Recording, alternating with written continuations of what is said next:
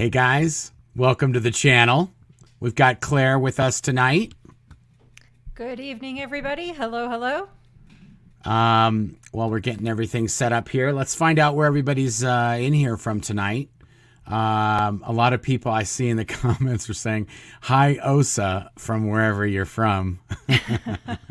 That's funny. Hello from Wyoming. Oh, we got all kinds of people. Pennsylvania, we got Delaware. Albuquerque. Ohio, Portland, Oregon. Houston, Arkansas, New York, Florida, Ocala, St. Louis, Cornville, Long Island, New York. Cornville, Arizona.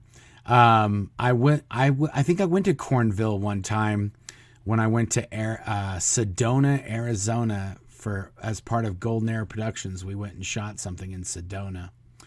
Well, thanks for joining us, guys.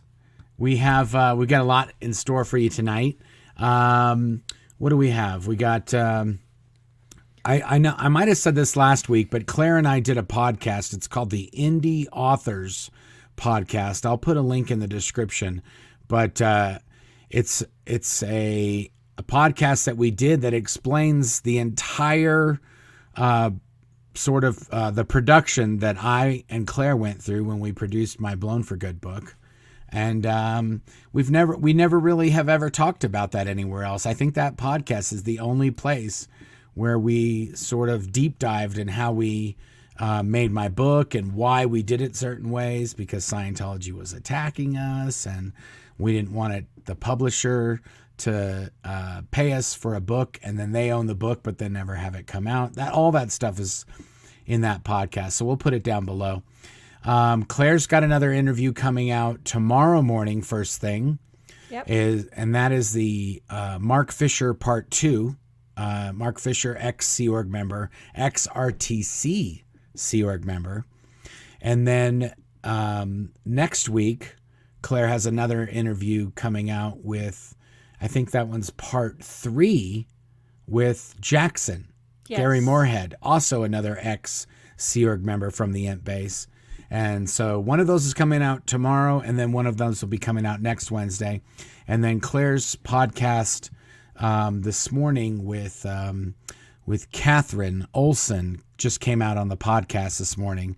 And then she has a new podcast coming out every week as well on the wherever you get the Blown for Good podcast. And my interview it goes live at 8 a.m. tomorrow, right? That's right. 8 a.m. First thing in the morning. Every Wednesday. And then, we're not only doing ex-Int Base, we're also doing other ex-Sea Org members as well. Like Catherine Olson was never at the Int Base, but she did an interview. So we're only doing the Int Base people because those are the people we know the best. But and most of the time who have the craziest stories. Yeah, there's stuff happening in other bases. There's a lot of crazy stuff elsewhere, but at least, Well, relative to the Int Base, the stories are sometimes and usually less crazy. So we try to stick with the craziest ones. Oh, look what I got here. We got, there's a super, if you already started starring these, we got, I have. The ratings just came in for SPTV, and Baby Davy needs a diaper change. Oopsies. Thank you, Aaron. It's Aaron. Yes, hey, growing up in Aaron. Scientology, that comment was from. And yes, there you go. Okay, I'm trying to think if there's anything else. We covered all the new stuff. So tonight we're going to do, we're trying to get like a routine here. So we're going to do bobblehead pics. Then we're going to do Q&A. We'll answer questions. And we will answer the super chats, but we also try to answer some non-super chats every once in a while too. Excuse me. So we'll try to answer super chats and any other questions that seem like they might be good ones. And then at the end of the video, we will do the David Miscavige Shoops of the week. And we do have some really good ones. We have some really good bobblehead ones too. And do. They're do we amazing. do I need to cover anything else, or should we do the bobble picks now?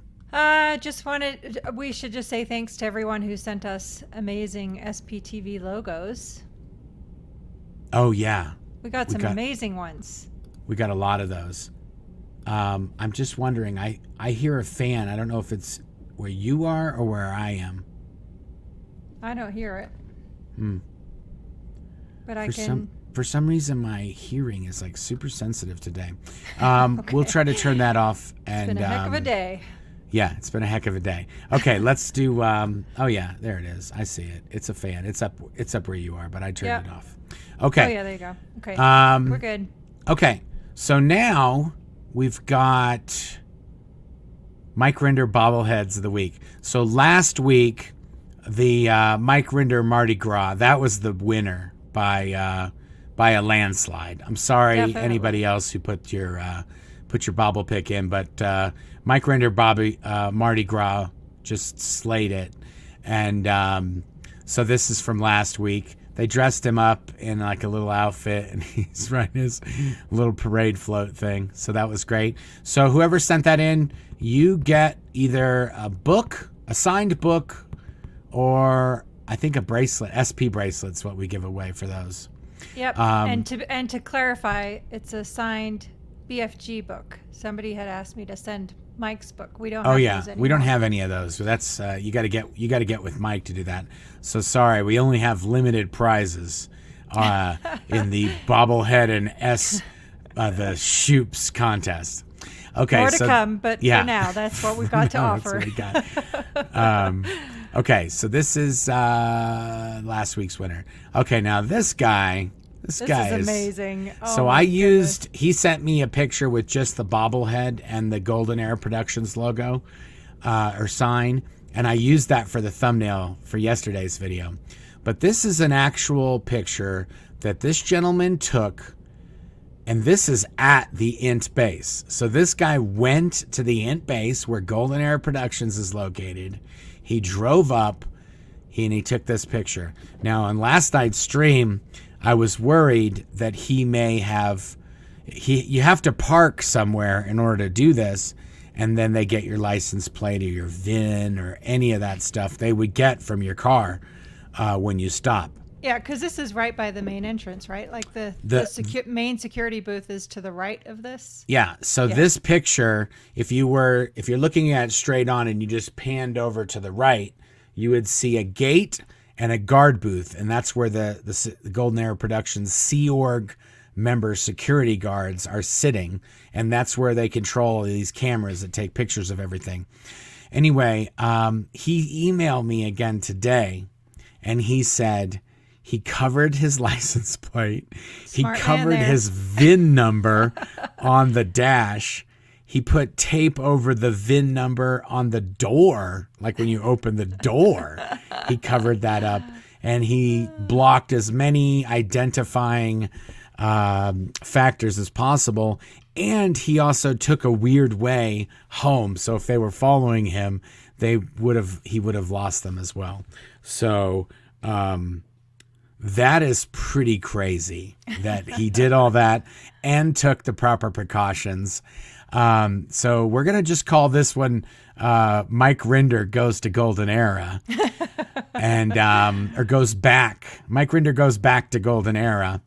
And this is this guy sent a few. And since he did so much, I'm going to show them all. So here, and the last one is pretty amazing. So here's him with his book and his bobble in front of Golden Era. This is just Mike in front of Golden Era Productions, Mike Rinder, Mike Jr., Bobble Rinder, whatever you want to call it. And then this one, he has a cracker that he has licked, and he put it in his mouth. So it's pretty amazing. I'm noticing that they must have cut the budget on the flower beds in the background there. They used to be like flowers and green. And to be fair, it is winter. And they looks like they're practicing a xeriscape program where they have low flow plants like cacti and other things that drink less water. Right. Now that the INT base is all but abandoned by David Miscavige, they're probably not getting a lot of money for all that irrigation that they were running. So Anyway, so that is that. Next one. Now, this is another Bobble Rinder in front of another Scientology organization. And I think this one is Seattle, right? I think so, yep. I think so. I asked the person to clarify, but then I saw in a later email, she said Seattle, so. Okay. So this is Bobble Rinder goes to Seattle, which is really good. I love the quality. I love the landscapeness of it, how it's wide, side to side. Do you really though? Yeah, I do. Okay. And I like that. It's very wide and not skinny, high and skinny. It's nice and side to side. Yeah, nice and side to side. So this is Seattle Bobble Rinder. And this one is the Xenu Bobble Rinder. He looks like he's got, I was going to say it looks like a solo cup, but I think it's like a solo shot cup that's been fashioned into like a Devo outfit. So we'll call this one Devo Bobblehead. No, call that one Xenu. Well, the next one says the exact same thing, doesn't it? I don't think so. I don't know. I could be wrong, but whatever. You could call it Solo or Devo Bobble Rinder, or you can call it Xenu Bobble Rinder. Yep. The next one is Fez. Oh, Fez. So now they've cut the bottom of the cup off, and now it's a Fez Bobble Rinder. I like how he's like gazing off into the distance, like all poetic.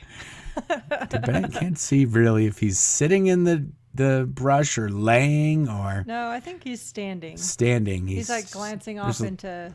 It's angle times angle in this picture. There's a lot of angles happening. So it's still side to side though. And now this one is, Devo Bobble Rinder. Okay, I get it. So, yeah, we got it as Xenu Bobble Rinder, Fez Bobble Rinder, and Devo Bobble Rinder. Yep. How crazy is it that just by cutting this cup into smaller and smaller pieces, it can mean many different things. And changing the background, we got a whole variety, so thank you. Yeah, very creative. And I think what we're going to do is, you guys can vote for any of these three. But whichever one you vote for, I'm going to combine the votes because it's all from the same person. Yep. So, whip it good. Okay. Oh, another one. This is You're a Handsome... You're a handsome fella. Bobble Rinder. That's like what our cat does in the mirror. Yeah, we have a cat that just loves to look at himself in the mirror. I don't know, and it's not all cats because we got another cat that doesn't do it at all. So it's just certain cats sort of like to. I think it's a male phenomena in this case. Yeah, maybe because the cat is male. Huh? You might have something there.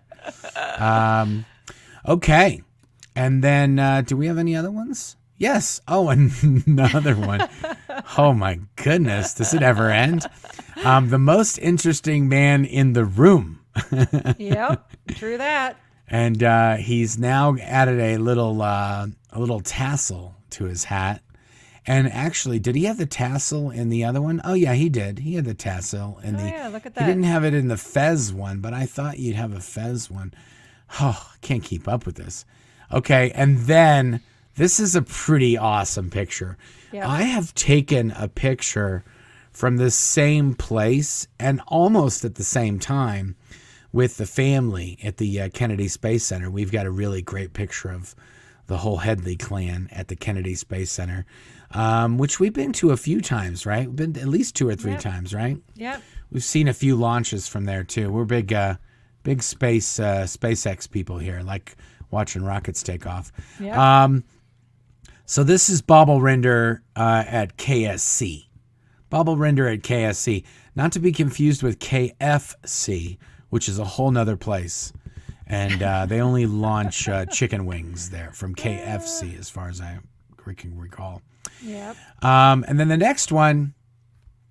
Now, guys, we've had this discussion. Like, they could have just put all that stuff this way and it would be the same stuff, just in landscape. But it's a winter road trip with Mini Mike. Winter road trip with Mini Mike.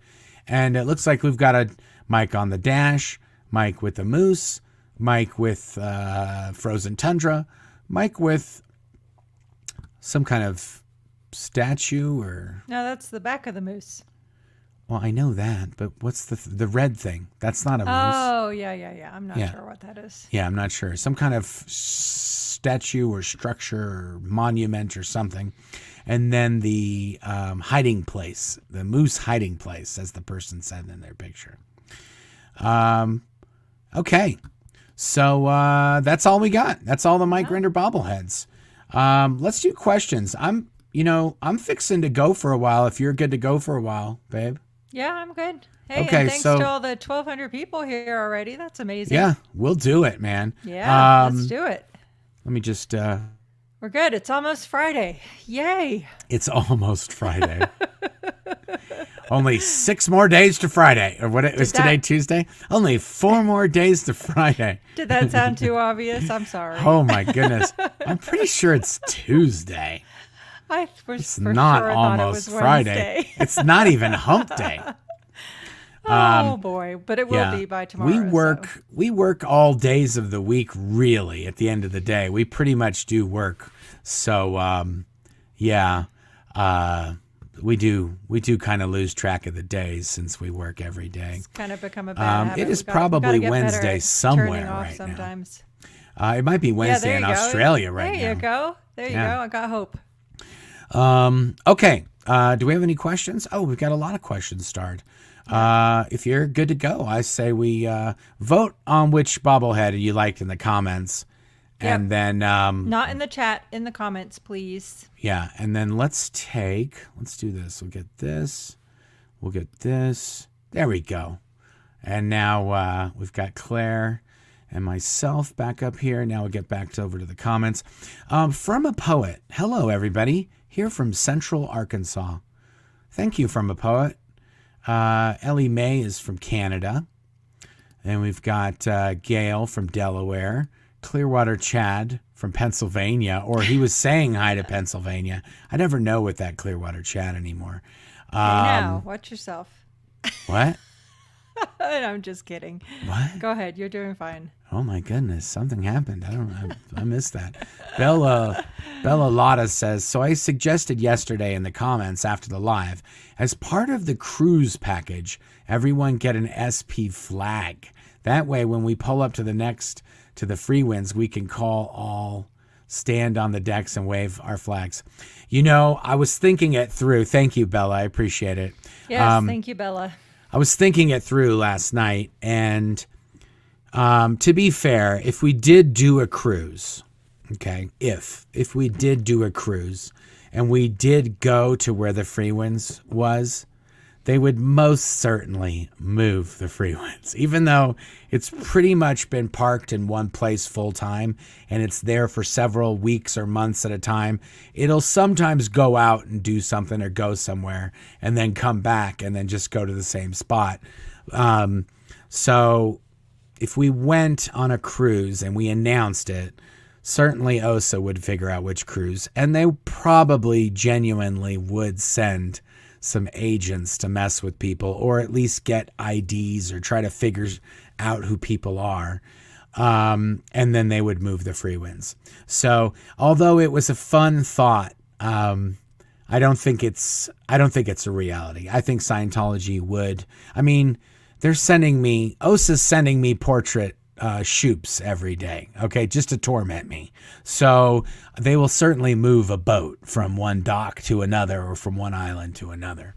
So anyway. And not to mention the fact that they would lock all the ESO members up. Yeah. Even if we did get close to the boat, no ESO member likes being locked up. No, not a fan. They'll avoid it at all costs because they know exactly what it feels like. Yeah, one thing you could do, if you do like to go on cruises, you could just bring a few Aftermath cards with you. And when you did go on a cruise, and if you knew you were going to go to Aruba, the Freewinds goes to the ABCs, Aruba, Bonaire, and Curacao. Those are pretty much the 3 islands that they have an established berth at, and they've kind of safe pointed the locals and people don't chase them off with rocks or anything.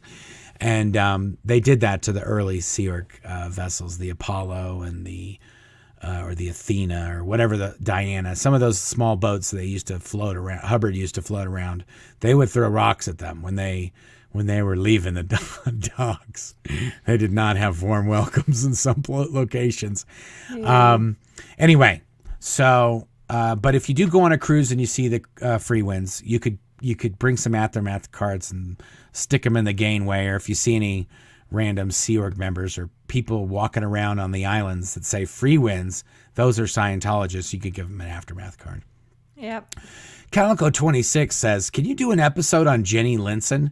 I guess we could. There's not really a lot to say. We've said most that can be said about her. She's not really a big deal. She's kind of a non-commodity. She also Claire and I were at the Ant base for over 10 years. I was there for 15. I think Claire was there for about 13 or 14. And Jenny Linson was only there for maybe 5 or 6 of those years. She didn't really show up until, like, I want to say 1990s or early 2000s. Yeah, she had been there earlier. She had, but she was posted in Florida in the Commodore's Messenger organization, Clearwater, or CMOCW, as everyone likes to say in Scientology. And she was, I don't even remember what her post was. Was she the CMO?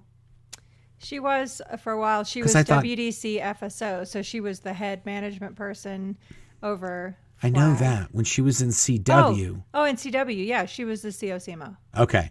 Yeah. And her husband, Tom DeVocht, he was the flag landlord. So he was in charge of all of the buildings in Clearwater. Yep. Yeah. So you're welcome, Calico 26. We just did a whole episode on Jenny Linson. So we're done. Okay. I don't know. We could put together an episode on Jenny I don't Linson know. if we chose to. I have stories I've never talked about. Okay. Well, there you go. Claire could do one of her her videos. Yeah. I did really never. I may have talked to Jenny Linson like directly with her maybe like 5 times in my whole life. Like I've been in lots of meetings with her, but where we had a conversation, not that many. We didn't really, our jobs didn't kind of cross paths or sectors. My path crossed with hers a lot more than yours did. So. Yeah, there you go. For multiple reasons, good and bad. Yeah. Mostly bad.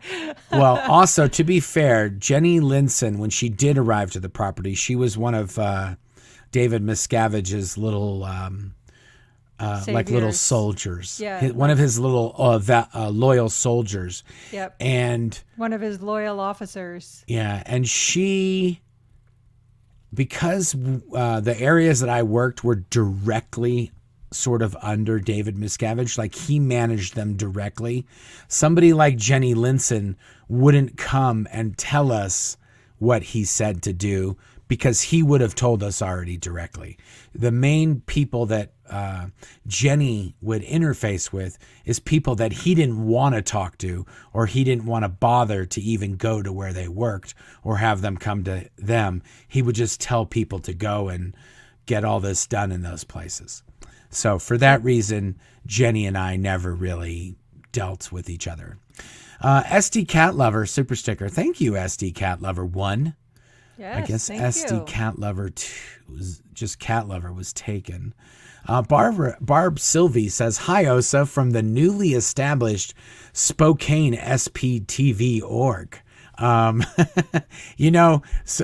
bunch of people sent me emails asking for the SPTV logos.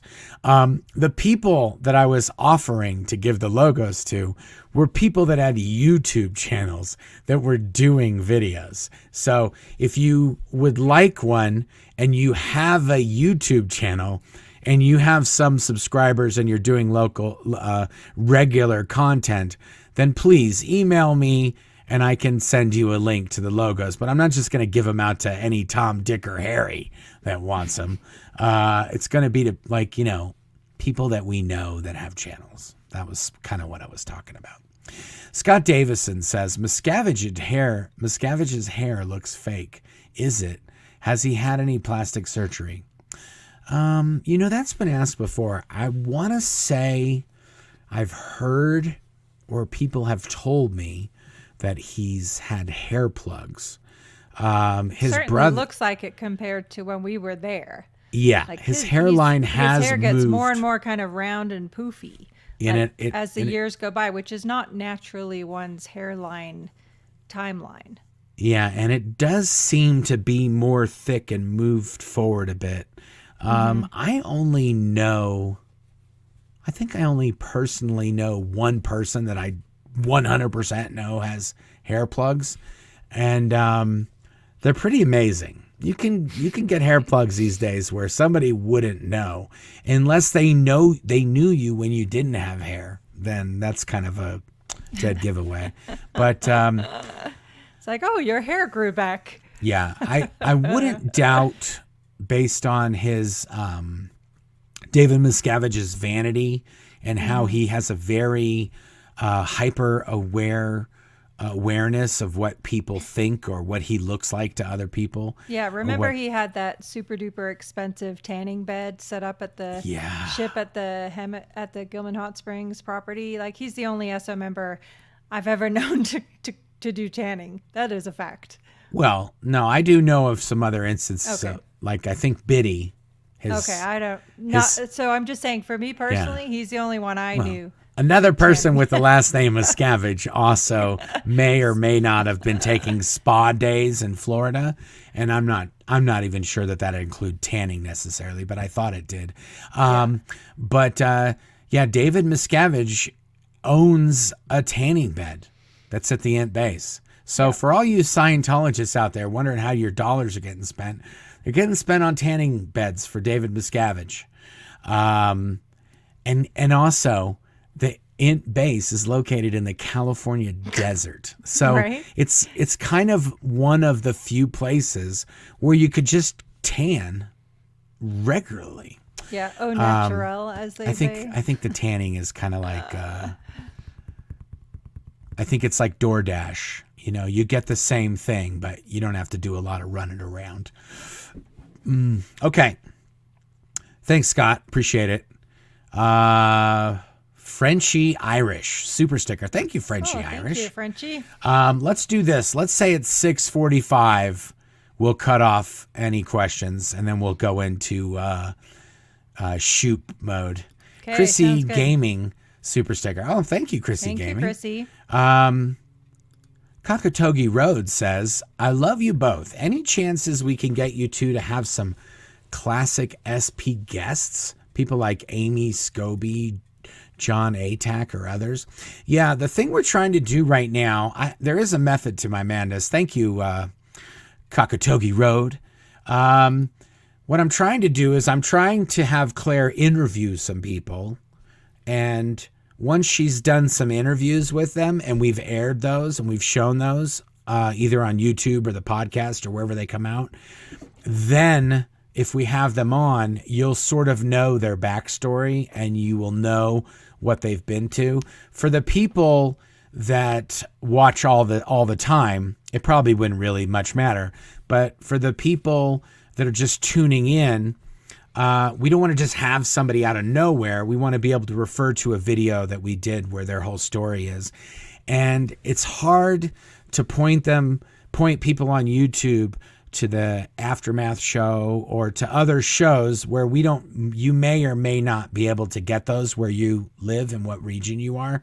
So we're trying to create like our own little ecosystem where we have an interview with that person where we told their story. And then when we have them on, it makes a little more sense. Yeah, and also I think it's fair to say that the Aftermath, the shows, of course, are amazing, but it's often just a very small part of someone's story. Yeah. So there's a lot there's a lot still to learn about any given person.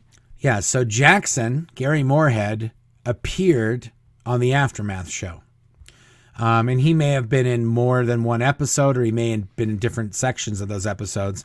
But let's just say he was in one show. His story probably would have took place over, say, 20 or 30 minutes of a single episode. and they have to establish who he is. They got to ask him some questions. They got to tell a bit of his story, and then they sort of have to wrap it up, and that's it. Well, Claire's already done 3 interviews with Gary for several hours, and and correct me if I'm wrong. You could probably do 8-10 more hours with him. Easily. And still have 8 or 10 more. He'll still do 40, hundreds of videos on his channel when he gets it up and running. Like another perfect example, we were on, I think, 3 episodes total over the different seasons of the Aftermath. Yeah. But yet, we'd never even got to the cadet org or me being born into growing up in Scientology, all of that. It's just the nature of the different format. That's all. Yeah. The other thing about those shows is, the shows there's a lot of cooks in the kitchen on that show. So you got Leah and Mike, and obviously whatever their vision is, that's why they're there to do it. But then you have the producers who are being paid to produce that show. And then you have the production company executives and maybe their lawyers. And then you've got Leah's lawyers, and I don't know if Mike's got lawyers, but then you got the network lawyers and the network executives. So there's a ton of people that could just say, that's got to come out. And that's it. It's out. It's out of the show. And then the show kind of has to get retooled to still work without that piece, or maybe another part gets added that no one cares about. Anyway, so the whole reason we're doing this on YouTube is we get a little bit more freedom. We can do it how we want. We can make it a decent quality. We're limited by some of the software and the platforms to be able to do this in HD or 4K and all that good stuff. But for the most part, it's HD. We try to make the sound good or, acceptable. And we try to not edit anything out. So in the interviews that Claire does, if they're edited anywhere, it's usually if there was a phone call or there was a light turned off for a second, or we just keep going and just cut it, do a fade or jump cut or whatever. But for the most part, this is just unfiltered, and we do curse. We do use the words of the curse. So some of it's explicit, maybe. For the most part, I'd say it's safe for work. If you're playing it, we're not going to drop that many F-bombs. Nope, but every once in a while, some of the older Sea Org members are a little saltier, and they will curse just as part of their vernacular. Just that's how they talk. When you're in the Sea Org, I've also noticed that when we get together with other people, it just like because we interact with normal people all the time, including our children. We don't talk like that in front of our children. We definitely don't. Well, Claire doesn't. Like I sometimes do. I definitely don't, and I remind you when you make a mistake. But when we get together, then it's like another language turns on. It is and pretty it's hard. disastrous. It is pretty disastrous. When you get a whole bunch of Sea Org members together, they're going to be doing some cursing. Okay. So let's keep going. We got questions. Tracy C. I live in Flint, Michigan. Yes. Sorry, by the way. Hey, Jackson. Thanks for joining us. He just said he may or may not have F-bombed in my presence. It's all good. It's all good. Tracy C. says, I live in Flint, Michigan, and the Scientology commercial runs all the time. Yeah, I don't know what that's up. I guess it costs less in different markets. I don't know, Tracy.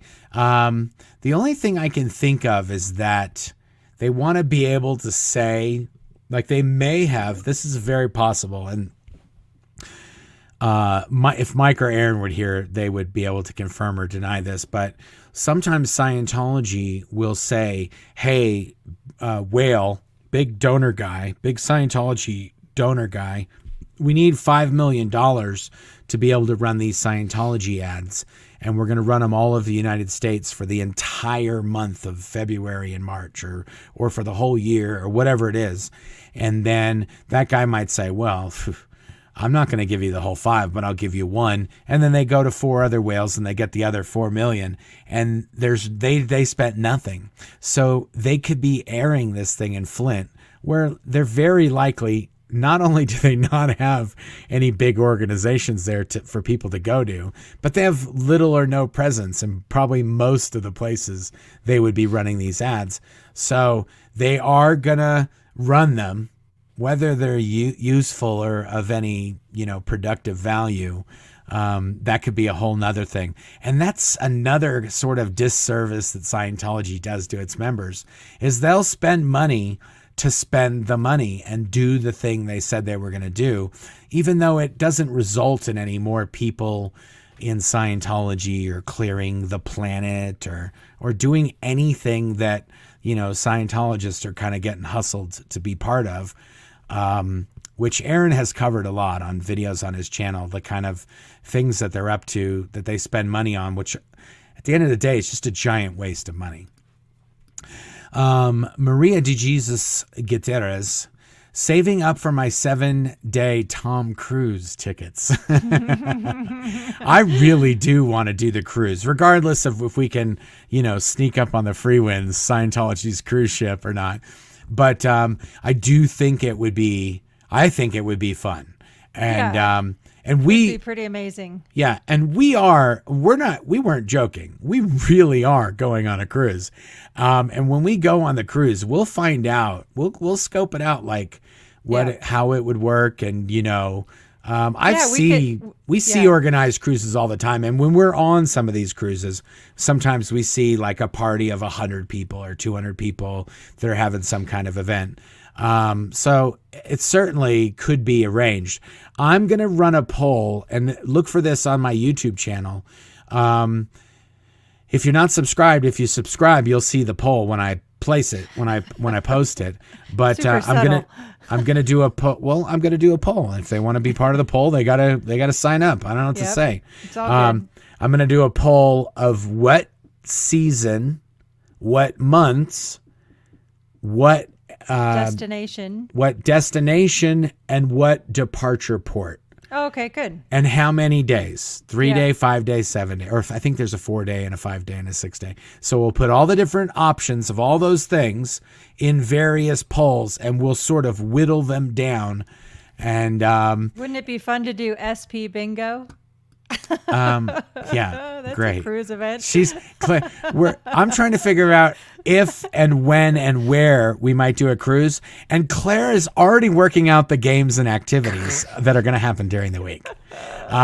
This is how this goes. I'm kind of the big picture, and she wants to make sure they serve this exact kind of drink called a Zenutini or something on the ship. And oh my goodness. Okay, Luna says Martini. That's a good one. Just here to throw money and support y'all. Aww. Claire, we all know you're the real MVP. Yes, see, there you go. And of course, Luna. Who do you think stars these questions? Okay, it's like Denver Stevo. Okay, Headleys, I made it. You can start now. Yay. Osa has stanky breath. Yes, Denver Stevo. Denver Stevo, not a fan of the Osa. I think on yesterday's or another thing, he said, Osa smells like poo. That's it. That's all the super stickers. That's all the chat said was Osa smells like poo. Seastorm 1978 super sticker. Thank you, Seastorm 1978. Let's just throw out a challenge. Osa, we challenge you to blow and come talk to us. Okay. Vonda Ray. Gonna miss you all guys next week. Well, yes. We are still going to be putting out videos thanks to the wonderful technology of the interwebs. We've got a bunch of videos, and we've got a bunch of podcasts all preloaded that are going to hatch next week. And we are preparing to be able to do some lives from the cruise ship. Aaron, myself, and Mike are all going to try. Whether we can or not, we won't know until we get there. But we are bringing cameras and lights and tigers and lions and oh my. Okay, do Emma, I get to be part of that, or it's just the three amigos? You can do whatever you want, babe. Oh, thanks. It's not a dictatorship. Nice. Love it. Emma V. Hi from Ireland. Hi Ireland. Oh, yay. Thank you for all the work both of you do. I think you mentioned Claire had family from Ireland. I was wondering whereabouts. So my grandma and grandpa were from Cork, Ireland, and they were respectively. So my grandma had 12 siblings. So O'Sullivan, O'Leary, and funnily enough, there's a famous Thomas somebody that was a few hundred years ago, a big person in Ireland, and that's why they sent my mom to try and schmooze in with some people in this is recently. Cork. Yes, yeah, your mom ago, who's still in Scientology. And so I saw this picture of her with this big business person in Ireland. So I messaged him and I said, "Hey, it's really great that she's talking to you about her ancestors. Do you know she's never met her grandchildren and she refuses to talk to me?" And so I sent him a copy of Marc's book, and now he messages me all the time. We send him Christmas cards. So yeah, fail.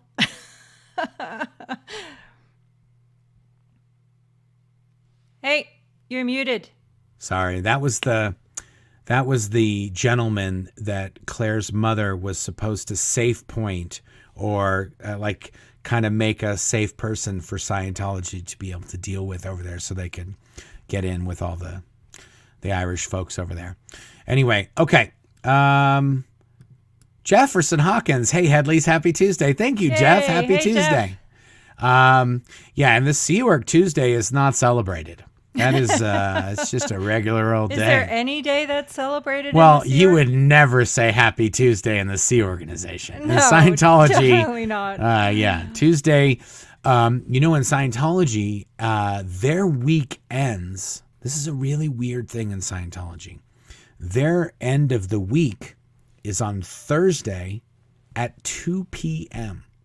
So whatever you did last week, if you raised $500 worth of book sales or whatever last week, this week before Thursday at 2 p.m., you have to sell more than 500 books.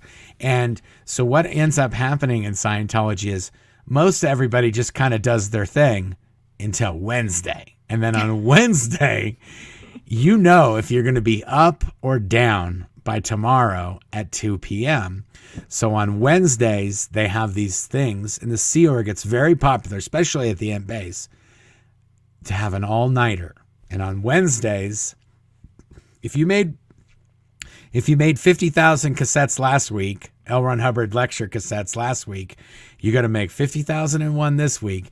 And if you're at like 45,000 and it's the end of the day on Wednesday, you're going to have to stay up all night to make enough to get up over 50,000. So Tuesday's not a big deal in the Sea Org. Wednesdays and Thursdays are almost always just a nightmare. And then and they spend all night Thursday tallying up all the statistics of all the organizations all around the world. So people on Thursday, if you're a big executive, you have an all-nighter on Thursday night. But that one has a special name. It's called Stat Evolution. Yes, Stat Evolution. And Scientology does this every single week. Yeah. They have all-nighters on Wednesday to get the stats up by Thursday, and then Thursday night and into Friday morning, all Sea Org members around the world, there's not all of them, but there's units within every Sea Org unit. They all stay up all night long to count up statistics for their cont or for their group of organizations or for their area or whatever it is. But the management executives specifically stay up to figure out the marching orders for everybody for the next week, because those have to get out by Friday morning. That's right. So that by the following Thursday at 2 p.m., the statistics have risen. Yeah, and they have to analyze the statistics to figure out what the battle plan is for the next week. And what condition people are in. Yeah, and what condition based on Scientology administrative policies, which condition determines the formula that you need to apply, which then determines your battle plan. And all of this takes up from Thursday at 2 pretty much until Friday when you have staff meeting. Yes. And then this is so great. We've never really gone through this. It's in my book in excruciating detail, but then on Friday you have staff meeting, and that could last from like after dinner sometime until the end of the night or late into the night. Yeah, and what was the format again? It was like flaps and handlings. Flaps and handlings. So anyone, business. Anyone in the org who has a flap, like something that went wrong, like Jackson and I were talking about that in the interview that's coming out next week. Yeah. Perfect. Yeah. Anyway, you have flaps and handlings. So anything that might have happened, like let's say a tree fell down on a piece of heavy equipment, that would be a flap. The handling is we're going to go through and trim all the trees and make sure there's none that are about to fall down. This is a real thing that actually happened. That's the only reason why I already know what the handling is. And then and flaps and handlings. But flaps would also be like if somebody escaped. Like for my position in Qual, it would be like, because I had some blows. Training. They would say, we've had some blows. Yep. And then they'd say what the handlings are to make it so more people don't escape. But hold on, I got to ask you a question, because remember at Golden Era Productions staff meeting, they used to always play that money song. What was that, where the coins would roll? Pink Floyd, they would play that. They would play that during... when somebody who was talking about their plan to make money, they would play that song while they were talking about, this is what we're going to do to raise some money to sell e-meters or sell lectures or sell CDs or whatever it was we sold at Golden Era. And didn't they also used to play the Make It Go Right song? Yes, we did. I was trying to go through the schedule, not do a whole video on staff meeting. It's so cringeworthy. Okay, let's do this. Flashbacks. We're going to do this. Each week, we'll talk about a different thing that happened on a different day at the base when we do these. Okay. But for now, we're just going to do the schedule. Okay. So staff meeting goes until so essentially Thursday at 2:00, that's when we do stat evolution. We stay up all night. Fridays when we figure out all the stuff we got to do. By the time people get to like, okay, it's time to work. Well, now we have to have staff meeting. So then we have staff meeting. Now, Saturday is what's at the INT base. I don't know how it is. Every Sea Org base is different. But at the INT base, Saturday we had renovations. And every single person on the property was supposed to participate in doing renovations of the entire property. So if we're building a new film lab or we're building a cinematography castle or building an office building, you build the building with concrete blocks and stone veneer and studs and electrical. Sea Org members would do a lot of that work with the help of a general contractor. Okay, now that takes all day Saturday. So you're not getting any work done on Saturday. And you're working out in the hot sun. In the desert. All day long in the desert with most often very little sleep, which is going to set up your next statement. Go ahead. Okay. So now you work all day, and for the most of the period that we lived at the international base, we didn't live at the base. We lived in apartments or we lived in houses right next to the property. So a majority of the crew would have to go get bussed to take a shower and change. And they would change into what's called upstat civvies. So remember I talked about everybody has to make more than they did last week, and that those are all counted as statistics. Well, if you're a down statistic, that's like a bad person or a poor or homeless person. And if you're up statistic... or about to become homeless. If you're an up statistic, that's somebody who's productive and makes things and is wealthy or well-to-do. So you wear civvies, civilian clothes, and they have to be upstat civvies. So not like a t-shirt and shorts, like some dress slacks and maybe a button-down shirt. No something flip-flops. Nice. No flip-flops. No bell bottoms or any degen clothing. Well, I don't know. You say that, but some Sea Org members hadn't been clothes shopping in this 30 is true. years. Some Sea Org members had like one or two outfits besides their uniform, and some of these, oh my goodness, Do you remember Josh and Gladys? This It dude was like Josh. he'd been frozen in a time capsule. Yeah, this dude Josh would become. He would roll in. Okay, so you have to wear these civvies to what's called Source Night, and at Source Night you listen to a lecture from Source, which is L. Ron Hubbard. Because, you listen of to course, an L. it Ron. makes perfect sense because he's the source of Yeah. Scientology. So you listen to a lecture, and everyone on the property, all dressed up, comes and listen to this L. Ron Hubbard lecture. Okay, now just from what I've explained to you from Wednesday to Saturday leads up to the most popular activity at Source Night, while 1,000 people are sitting still in chairs listening to an old guy give a lecture from the 1950s or 60s in his fuddy-duddy, long-winded nomenclature. You've been up all night on Wednesday. You were up all night counting stats on Thursday. You kind of like came around by Friday, did this long staff meeting, and then you did rough construction all day Saturday. So everybody's sitting in these chairs, is sleeping while this lecture is playing L. Ron Hubbard. But there's but a we problem. had transcripts, and the real art was in how expert people could get at hiding the fact that they were sound asleep. Yeah. Now, you had a transcript because in Scientology, you're never allowed to go past a misunderstood word. Yeah. Oh, and so I had a glossary too. So the transcript, you could follow along with L. Ron Hubbard while he's talking. You could follow along. And then if you didn't understand a word he said, you could look it up in the glossary. Okay. So everyone has this thick sheaf of paper. It could be 50, 60 pages because the lectures say it's 40 pages double-sided, and the glossary could be 20 pages. And so it's thick thing that was printed just for this lecture that we're going to listen to right now. And then there's 1,000 people, so they all have this thing. Most of these lectures were at least an hour, right? At least. Like, sometimes they could be an hour and a half. 35-minute lecture was like very rare. Yeah. So 1 to 2 hours. Well, it would be 45 minutes aside because that's how long right. a cassette could. One of the cassettes we made, which was a thick metal tape, blah blah blah blah, could be about an hour and a half. Anyway, if you fall, you would sleep. Most people would sleep, but there were sleep snitches everywhere.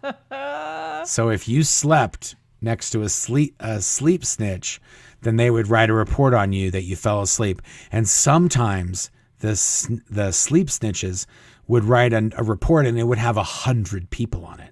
So they would literally, and this is the best part, instead of listening to the lecture like you're supposed to, or sleep like is generally done, this person, not listening to the lecture, just looking for people that's sleeping and writing their names down so they can write a report on them. And which brings me to a very important question. Yes. How many times did I sleep snitch on you, honey? I don't recall. 0. She's trying to get some brownie points for 0. snitching on me for other things. Anyway. No, I'm just making a point. But the best part is that if you were really expert at sleeping and not getting caught, there was one way that you would rat yourself out. And that's if you fell asleep and you lost your grip on your transcript or which would happen very often, and it would hit the ground, and it's so quiet in there, and as soon as it would hit the ground, everybody was like, "You're done, dude. You were sleeping." Anyway, so then this is the best part. We just got to Saturday. So Saturday ends. Now Sunday morning you get 3 hours to shit, shower, and shave and do your laundry. So speak for yourself. Get clean yourself, clean your room, do your laundry, and then at noon it's back to work.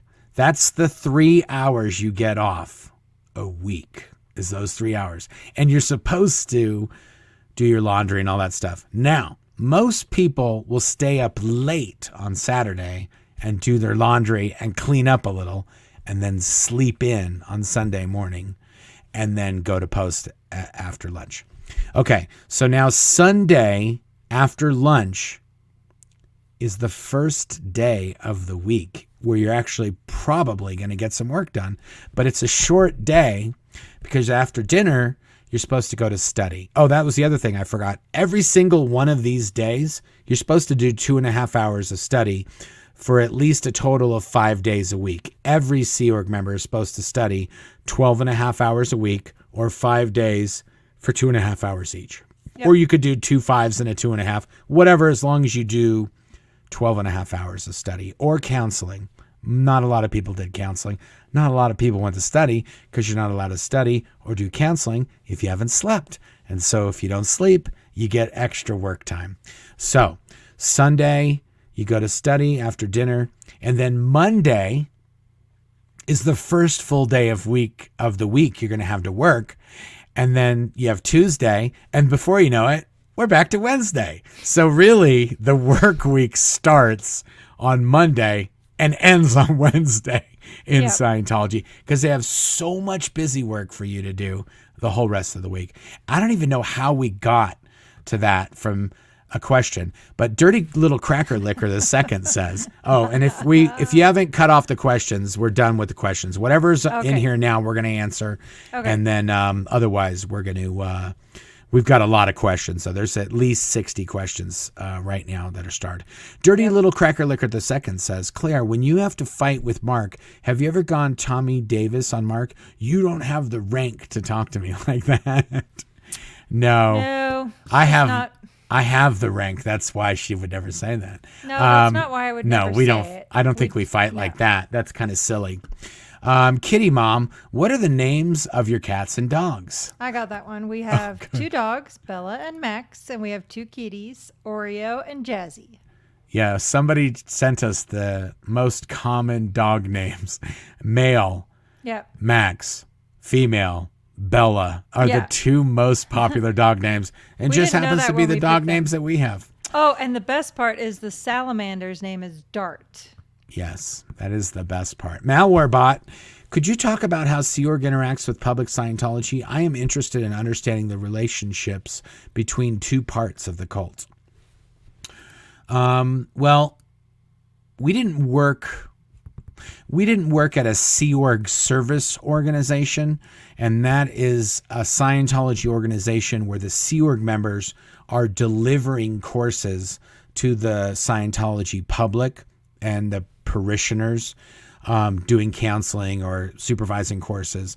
But we did essentially have that at the base. Claire worked in the division of Golden Era Productions that is delivering counseling and auditing to the staff.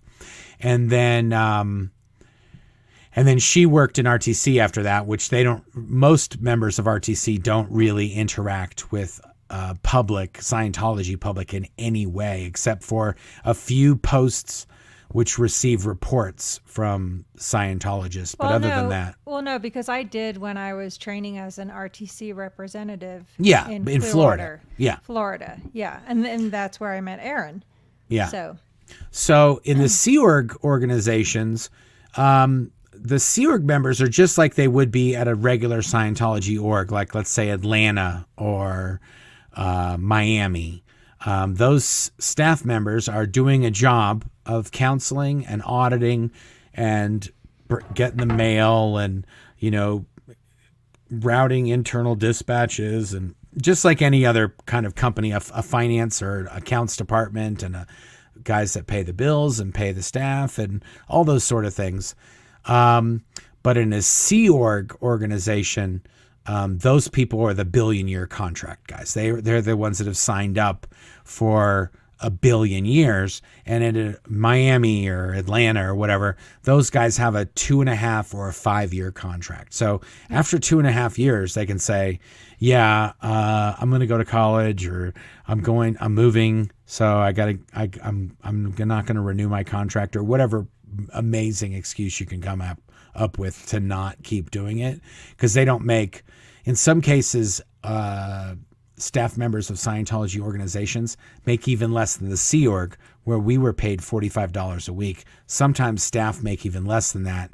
And because they have another job that's kind of like their side hustle or their They moonlight. They may even have a whole nother job that they do. Like they could be an Uber driver every other second of the day that they're not at the work. Yeah, because they have to come up with living costs. Well, yeah. Sea Org members, your room and your board are paid for by the Sea Organization. The staff members, they have to pay their own way. They don't have, which is kind of a no-brainer if you were Scientology. Just buy an apartment building or some sort of staff housing and let staff members stay there for like a reduced rate or something. And that way they would, if they didn't make any money, they'd be okay.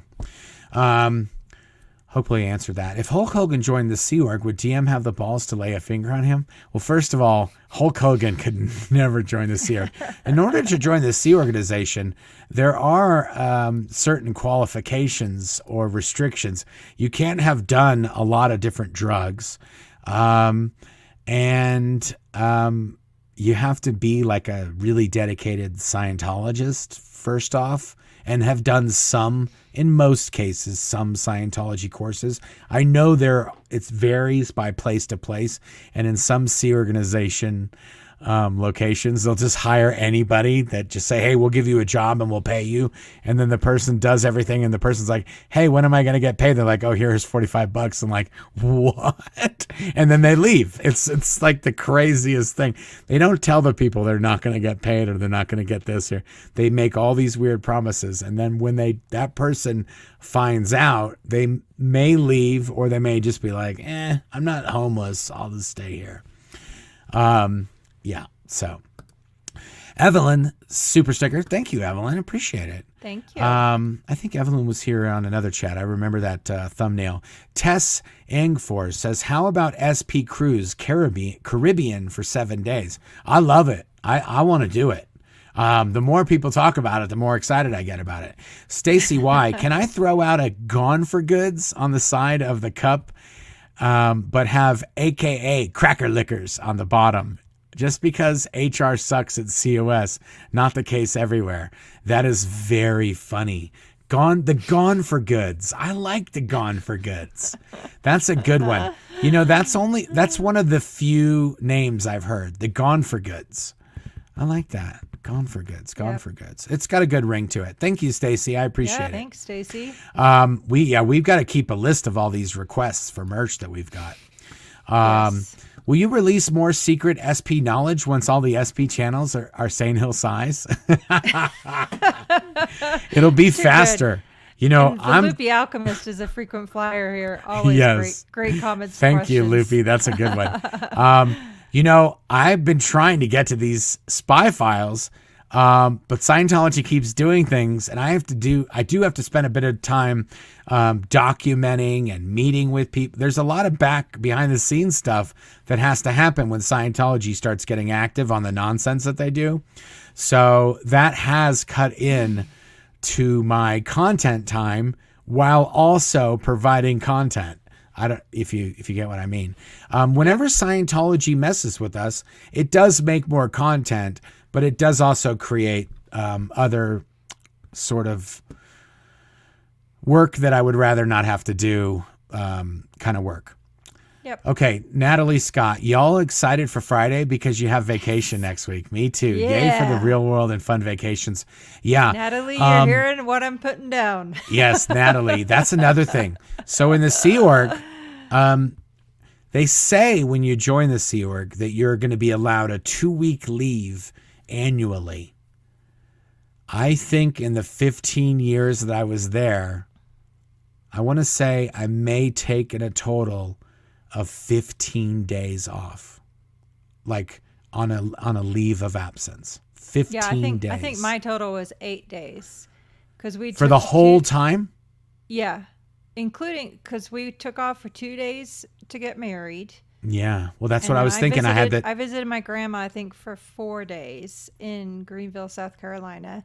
And then we visited my grandma that one time she came to LA for like 3 or 4 days. I don't remember any other than that. And it was never vacation. It was always super stressful and we had no money anyway. Yeah. Well, the other thing is, in order to go on a leave, you have to get an interrogation.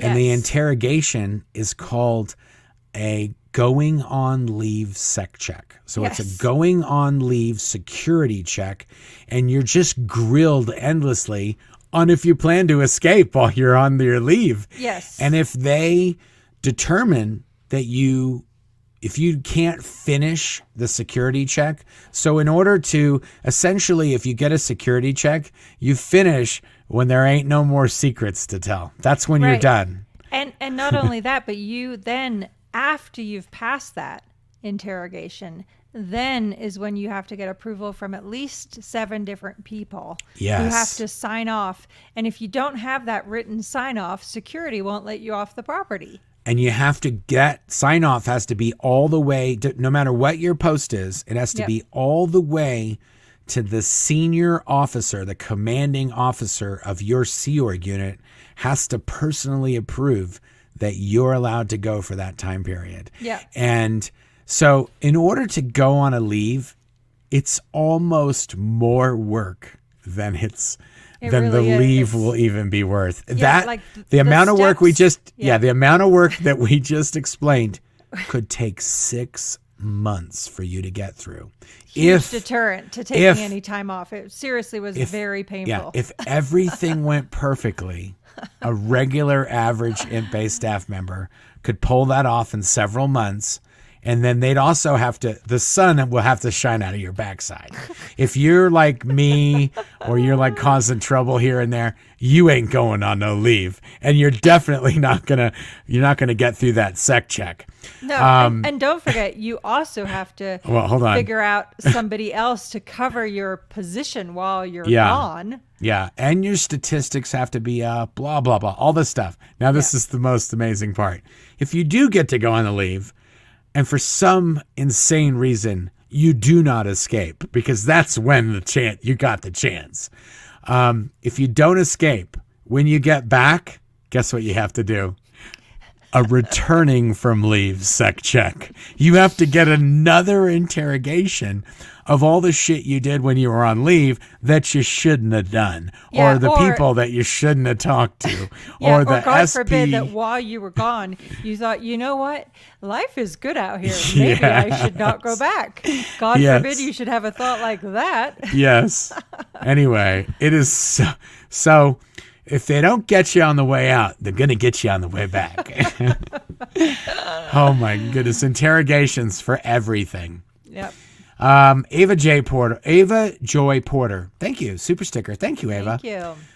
Handmade Lisa Marchbank's Dragonfish handmade goods. But we could still go on an SP cruise together. Yes. Yes. So, that was the whole point of that whole nonsense was We never went on vacations. we never went on vacations.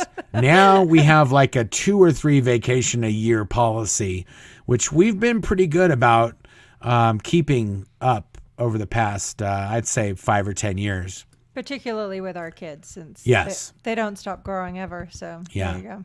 BFG, Big Friendly Giant. When I first heard Mike refer to Marc as BFG on the Fair Game podcast, I thought that's a bit mean. He's not that big. But I am. But I really am. Love it. Standing strong with you always. Thank you, love it. Thank you, love it. Grounded in truth. How worried should I be for filming myself in front of the gold base a few weeks ago? Thanks for sharing all the truth. I wouldn't really worry about it. I mean, at the end of the day, let's say you drive to the imp base and you take some pictures and they find out where you are, who you are, where you are. Okay, what are they going to do? I mean, you took a picture. And just because you did that is not a guarantee that they will do that. No, there's a lot with all the stuff that's going on. I can't imagine how they have the time to do anything. Yeah. They're Poor transcribing Osa, they have this a huge video. backlog. Poor Yeah. Osa, man.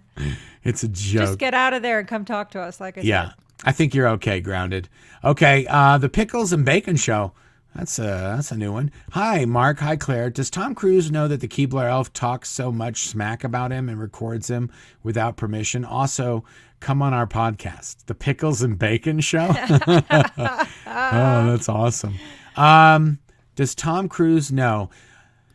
I don't know. I think I don't think he does. I think if Tom knew what Dave was up to, I don't think they'd be as good of friends as they are. That's what I think. If he knew he was, like Tom Cruise specifically said, do not record me when I go in these auditing sessions. And we specifically set up those rooms to record him. Yep. So it is what it is. A video with Mary DeMoss. Think she'd ever do it? No, she's not interested in doing the Scientology stuff anymore. And every time I've heard from her, she is trying.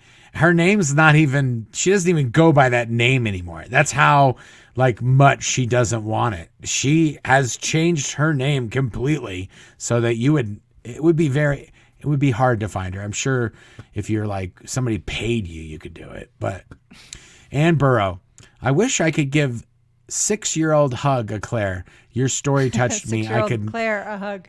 What did I say? You said 6-year-old hug a Claire. Same difference. I could never leave my girls much love. Yeah, I could never. Seriously, I don't know how our parents just signed us off. Just there you go. Thank you, Anne. I appreciate it. Stephen Britton, nothing to say. Just saying hi. Hey, Stephen. Appreciate it. Amanda Mangles, as a U.S. Navy veteran, it's frustrating that LRH uses all those Navy ranks and terms for this cult.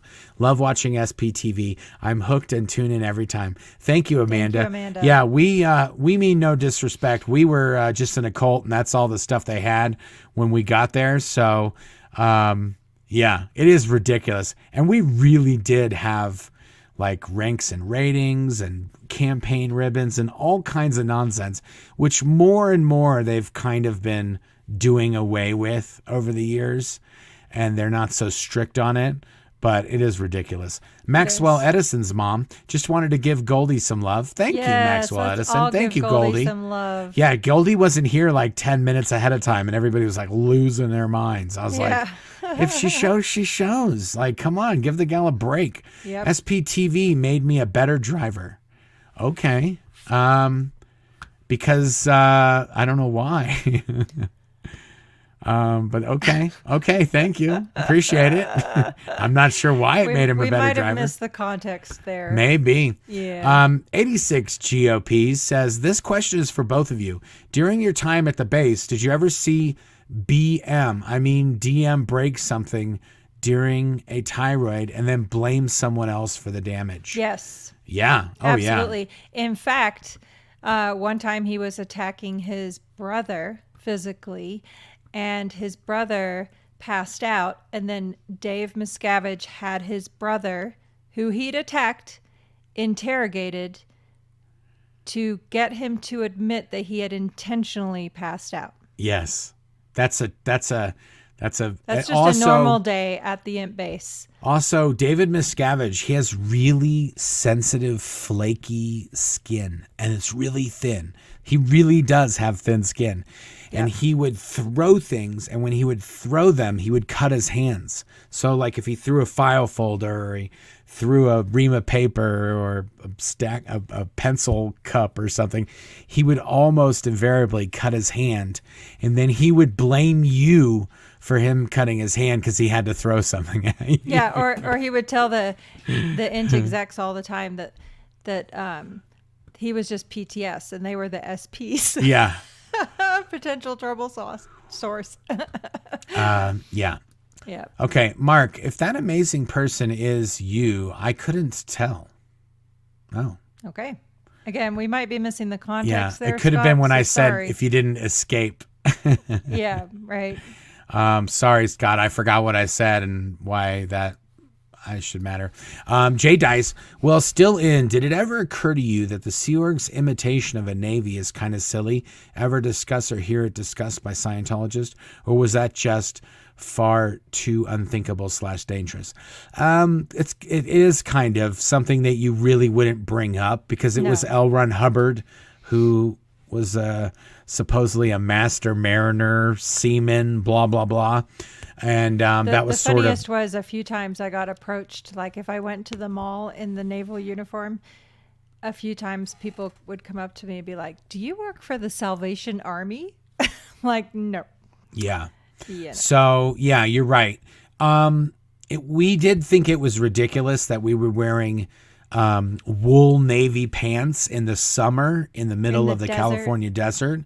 And after many years, they did change to shorts, and we were wearing J. Crew kind of like short sleeve shirts. And depending on where you worked, the kind of uniforms kind of moved away from the Navy style, because even though there's tradition and it used to be based at the Navy, we're in the California desert now. Can we wear something desert appropriate, please? We're not even close to the ocean. It was funny. That place was set up, I want to say, in the late 70s, and it took until the mid 90s to the 2000s for them to adapt to the climate. Ridiculous. Yep. Okay, thank you, Jay Dice. Marilyn, hi Mark and Claire. I just subscribed to Tori Chrisman's YouTube channel. I didn't know she had one. She's another amazing SP for your SPTV network. Yes, Tori. Absolutely. Tori's been going strong for many, many years. And we actually, when we lived in Los Angeles, we lived just right down the street from her in Burbank. And we went to parties at Tori's house and met up with her at different events and protests of a Scientology organization here and there and that kind of thing. Amazing. Thank you, Marilyn. Lady right there. I have her on my list. Yes. Thoughtquake. The photo shows giant red survey stakes that represent the border between the Canadian prairie provinces of Alberta and Saskatchewan. The photo. Okay. I don't know what photo. Sorry about that, Quake. Not sure. We have to get some context. What about channels unrelated to Scientology or cults? Elise Lynch. No, I'm not going to give other channels unrelated to Scientology or cults. You have to earn the SP label. SP labels. Panko super sticker. Thank you, Panko. Quinn super sticker. Thank you. Tamara super sticker. Thank you. Thank you. Scrapbooker. Would love to hear more from the people who have escaped that haven't written books. I think that would be interesting. Keep up the good work and have a great vacation next week. You deserve it. Thank you, Scrapbooker. Claire is doing, she's doing an interview with Jackson. He doesn't have a book. She's done interviews with Mark Fisher. He doesn't have a book. She is doing an interview with Jeff Hawkins. He does have a book, but he has 3 books. Yeah, he has 3 books, but he was also in Scientology for like 37 years. 37 years. Yep. And for a very good amount of that time, he was a rock star in a lot of the marketing and the promotional areas and has lots and lots and lots of stories. But Claire has... I want to say you have like 10 or 15 people lined up to do interviews with. Oh, yeah. Absolutely. And most of those people and I haven't started written my books. Outline of my book. Yeah. Yeah, there you go. We're doing it. We're working on it. We're bringing you as much content as we possibly can while not pulling all-nighters. Shay, look he has his own little SPTV network. Oh, nice. So if you want your own SPTV network, do what Shay did. He made one, sent it to us, and kept it for himself as well. Yeah, perfect. In early 2000s, I found the OT levels on Clambake. Clambake is a website called Operation Clambake. It was hosted outside U.S. to avoid copyright. Not there anymore. Are they posted anywhere now? Clambake is still live. I went to it just a few weeks ago. I'm not sure OCMB, right? Yeah, it's called, that's the message board. OCMB is Operation Clambake Message Board. Oh, that's right. Which is where Clambake is the very first place I posted as Blown for Good. But I think it's still there. Maybe the OT levels aren't there anymore. I'm not sure where they are, and I'm certainly not hosting them. But if you find them, let us know. They are definitely online. They're definitely multiple online. Places, yeah. Oh, Dallas Marita, super sticker. Yay, thank you. Thank you. Denver Stevo, do you have a list of all the TV shows / movies that the two of you have appeared on? You can never have too much Claire and Mark, but mostly Claire. If you go to my IMDb page, I think it has the movies I've worked on. I'm not sure if the things I've been in. That's a good point. We should update that to put my Scientology movie and that Danish show. That Dangerous Persuasions thing. And we did the Australian Four Corners, and we did Scientology and me. You know, when we do the Blown for Good, right now we're doing the SP Shop. After we're done with the SP Shop, we're going to do the Blown for Good website. By the way, Scientology's been trying to hack the Blown for Good website. We found some craziness on there a few weeks ago, and now somebody actually emailed me with some of the behind the scenes sort of Google foo they've been doing in the background to try and figure out what's going on. Yeah. But and they didn't actually hack the site. They did. They did something called cyber squatting, which is they kind of parked a bunch of stuff all around it. So if somebody typed in the wrong thing, you'd end up on a Scientology website. Yeah, but I'm just saying they didn't get the context. Otherwise, you're going to make people think. No, they didn't get any information from us or get into the site, but they did make it so like if you type in "blown for good / merch." You'd end up on a Scientology site, not Blown for Good. Yeah. So we're fixing the Blown for Good site. And when we do that, we'll make a media list of all the shows and things that we've ever been on. And that way it's all in one place. Yep. That's a great thanks, idea. Denver Stevo. Thank you, Denver Stevo. Lunar 35. Do the podcasts contain different content than YouTube? Are there going to be more Claire stories? Thank you both. Right now, they're almost... achieving parity of the podcast to what's been on YouTube. There is some stuff on YouTube that's not on the podcast, and there likely will be some stuff on the podcast that won't be on YouTube. We just haven't got there yet, but people wanted a podcast, so we put it on a podcast. Some people like that format better, so almost all the content you're getting here will eventually end up there. But for now, YouTube is the main channel, and there might be some stuff there that doesn't end up on YouTube. If it's audio only, I'll likely just leave it there. And somebody wanted me to put my book on Spotify. The podcast, the Blown for Good podcast, is on Spotify, and a lot of stories in the book are in the podcast. So I sell the book on Audible. So if I give it away on Spotify, it's kind of like, I'm trying to get something out of all this nonsense, all this 15 years I wasted in the Sea Org. Lunar 35, do the podcasts contain...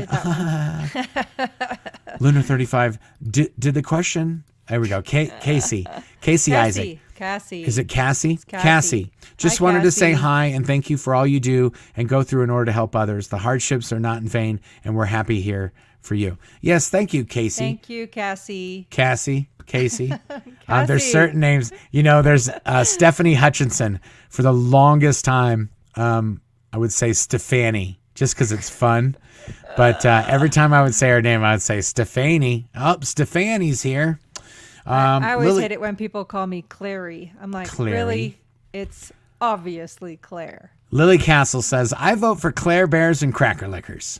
I like Claire Bears and Cracker Lickers. That does have a nice ring to it. Yeah. You don't have to be dirty Cracker Lickers. The Loopy Alchemist, are whales aware that they are called whales by Scientology? I think so. I don't think whales is a Scientology only. Thanks, Loopy Alchemist.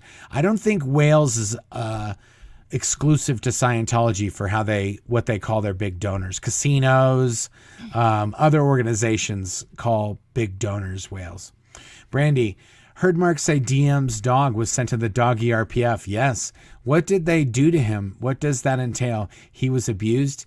Could he have just neutered him? He could have just neutered him. He could have just neutered him. His dog, David Miscavige, is at the where the RTC buildings were. Right next to those, there's a clipper ship. It's called the Star of California Clipper Ship. It's a giant ship. It's in the middle of the desert. And it's the deck of the pool was made into the deck of this ship.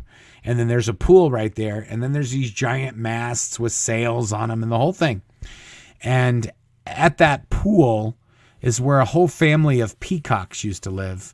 And Buster, David Miscavige's Dalmatian / I think pit bull mix, he ripped the heads off of all the peacocks and he didn't eat them or anything. He just ripped their heads off and then put their heads next to their dead carcasses. And after that, and he had bitten people and he'd done a bunch of other things. I think he bit an elderly woman. And after he built the elderly woman who worked in the film editing department, her name was Sheila Freeberry. She was bringing a proposal of an editing or some kind of film proposal up to David Miscavige's office, and his dog bit this old woman. And didn't she have? She had to go to the ER and get a tetanus pretty sure shot. she did have to go to the emergency room and get treated. And after that, that dog went to the dog RPF, and the dog RPF is in the same place where Shelley got sent. It's at the Church of Spiritual Technology up in Crestline, which is just got a blizzard over the last few days, after having a blizzard a few days before that. And don't forget, Buster had quite a big ethics folder too. People would write reports on him. Oh yeah, he was a dog who had its own ethics folder. People would write reports on a dog. That's how ridiculous Scientology is. They write reports on dogs. It literally said Buster, and it was sent to Ethics RTC. That's how ridiculous this place is. Odalis Marita, how do you suggest someone who has work for the Scientology who feels targeted by a Scientologist for years to handle the situation? Need advice, please. Who's someone who has worked for Scientology? You got to just start and do other things in like a non-Scientology kind of. I would just slowly transition away from the people that you worked for in Scientology, if you can. Yeah. There's not really a good way to pull that Band-Aid off if you're still going to be around those people. You got to kind of play along to get along until your resources and your living situation, your work situation is not dependent on you speaking or playing nice with them. Yeah, but good luck. Yeah, good luck with that.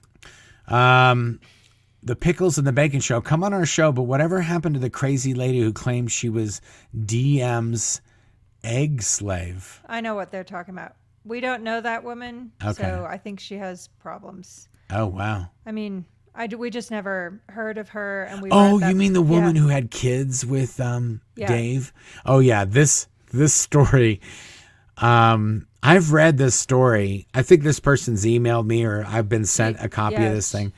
This is 100% farcical. Like, I don't think it could possibly be true. And if it is, it would be the craziest story I've ever heard. Well, no, in my case, I actually asked her pointed questions to give her the benefit of the doubt. Yeah. And she never answered one single question. So there's a lady going around claiming that she was an egg slave for David. Like, she was locked up somewhere and his concubine or something. I don't know. I don't think there's any truth to any of that I could tell. Please consider how to include budget range in poll. Yes, sorry. That was one of the things I was going to include was the various cruise lines.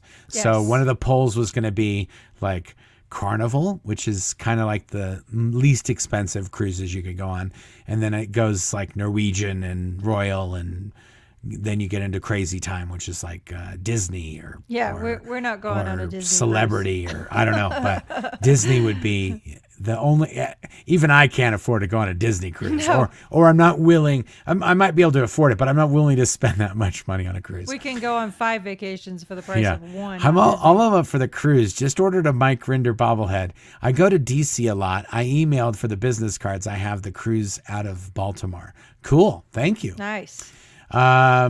Lily Castle. My husband and I write books together. He is big picture and I handle the details as well. Isn't it great that we aren't all the same? Yes, exactly. It's amazing. As an extremely suppressive person, I need to go on a cruise regularly. I love Royal Caribbean because the food is so good. Their 7-day Caribbean are awesome. Nice. Yes, Royal Caribbean. We also like Royal. And I think we've been on Norwegian. Once. Yeah. Oh, here we go. Almadon says, make it a booze cruise and give a prize to whoever gets a landscape picture of a bobble mic next to passed out Marc. Oh, that would be so fun. Zenutini, LOL. I drink that. Nice, yeah, me too. Zenutini. Yep, I'm in for that. Got your book yesterday. Very easy read. Great storytelling. Hard to put down. Hi, Osa. Nice. Thank you, Amy. Thank you, Amy. Appreciate it. Yeah, my book's not hard to read. I didn't go to school, so it wasn't like I was going to write something that was hard to read because I don't know that many words. Henry A. Long III. I thought I heard Claire revert to her native accent a couple of times. Does she turn that off and on at will? No, there's certain words like aluminium. I do and not say that. Insulation. I say aluminum. She and does tor. now. I say tor. And Instead you of give me a hard tour. time. Anyway, You sometimes. say potato, I say potato. You say tomato, I say tomato. But my accent will not come back. Yeah, the exactly. accent doesn't come through. Every once in a while, she says a word like just a little off kilter. Yeah, I tripped over one a little bit ago, and I was like, "Oops." Yeah, Kitty and Lou, Ever Claire, and Blue Jobs, and Claire and Blue, and Job Shots. Blue Job Claire Shots. And blue job Ever shots. Claire and Blue Job Shots. I get it. Thank you, Kitty and Lou. Almost have the new craft room set up. When I do, the first craft project is a cross stitch that says, "Hi, Osa, watch the mail." Nice. Awesome. Thank you, Sounds Crafting good. Emily. Oh, my goodness. We will SPTV cutie for me. Okay, as long as you are not in a Speedo, bub. That says that's from Jackson. Claire Okay. probably has. Claire is freezing up a little bit on my end, but she doesn't close any of the applications on her computer on a regular basis. I did. So she could have 47 apps running right now, and it could kind of be jamming up her feet a little bit. But she looks good right now, so it's fine. Gary says, as long as you are not in a Speedo, bub. I don't.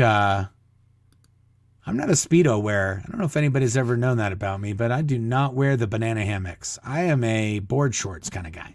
Jim Herman says, are you going on the cruise to celebrate L. Ron Hubbard's birthday? You know, I did realize that it will be L. Ron Hubbard's birthday. We're on the cruise. And no, we don't care about that hubtard dude.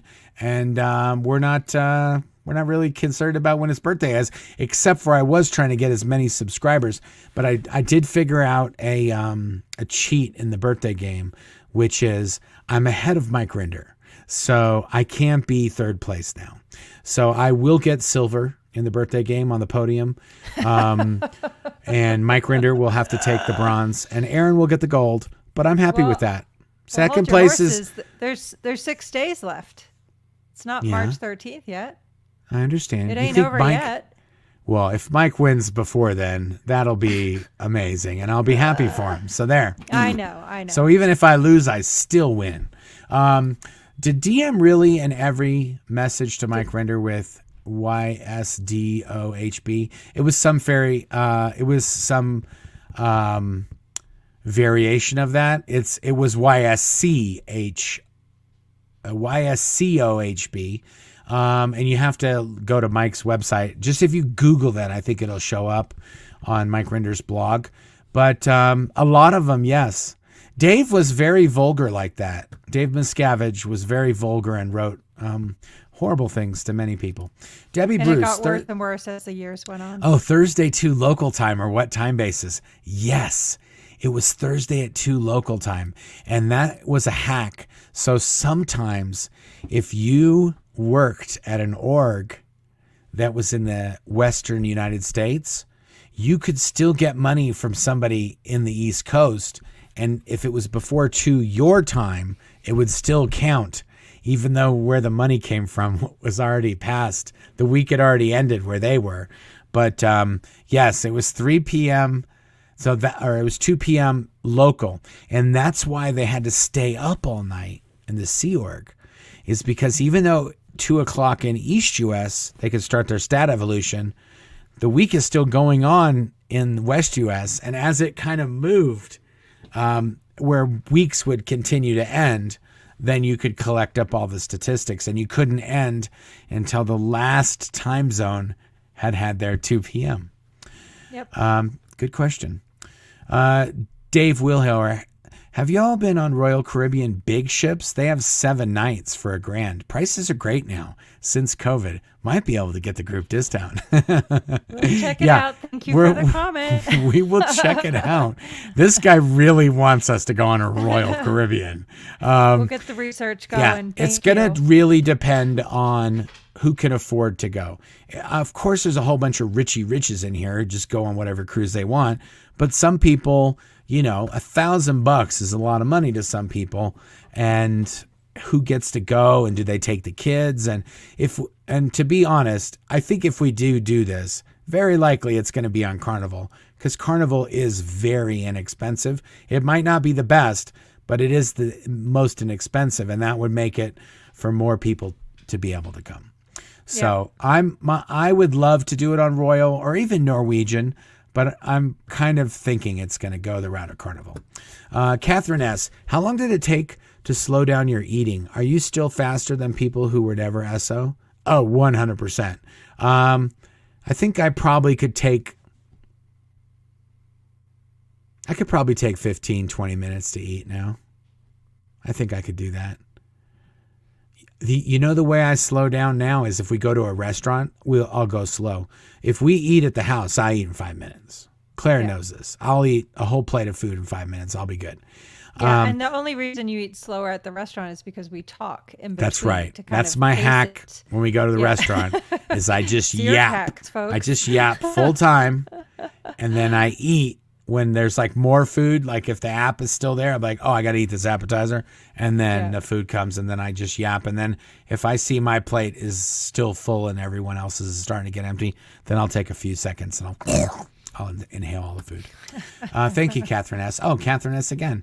Well, theoretically, you can leave after your contract. The re-sign cycle is quite intense. You know what? That's exactly right, Catherine.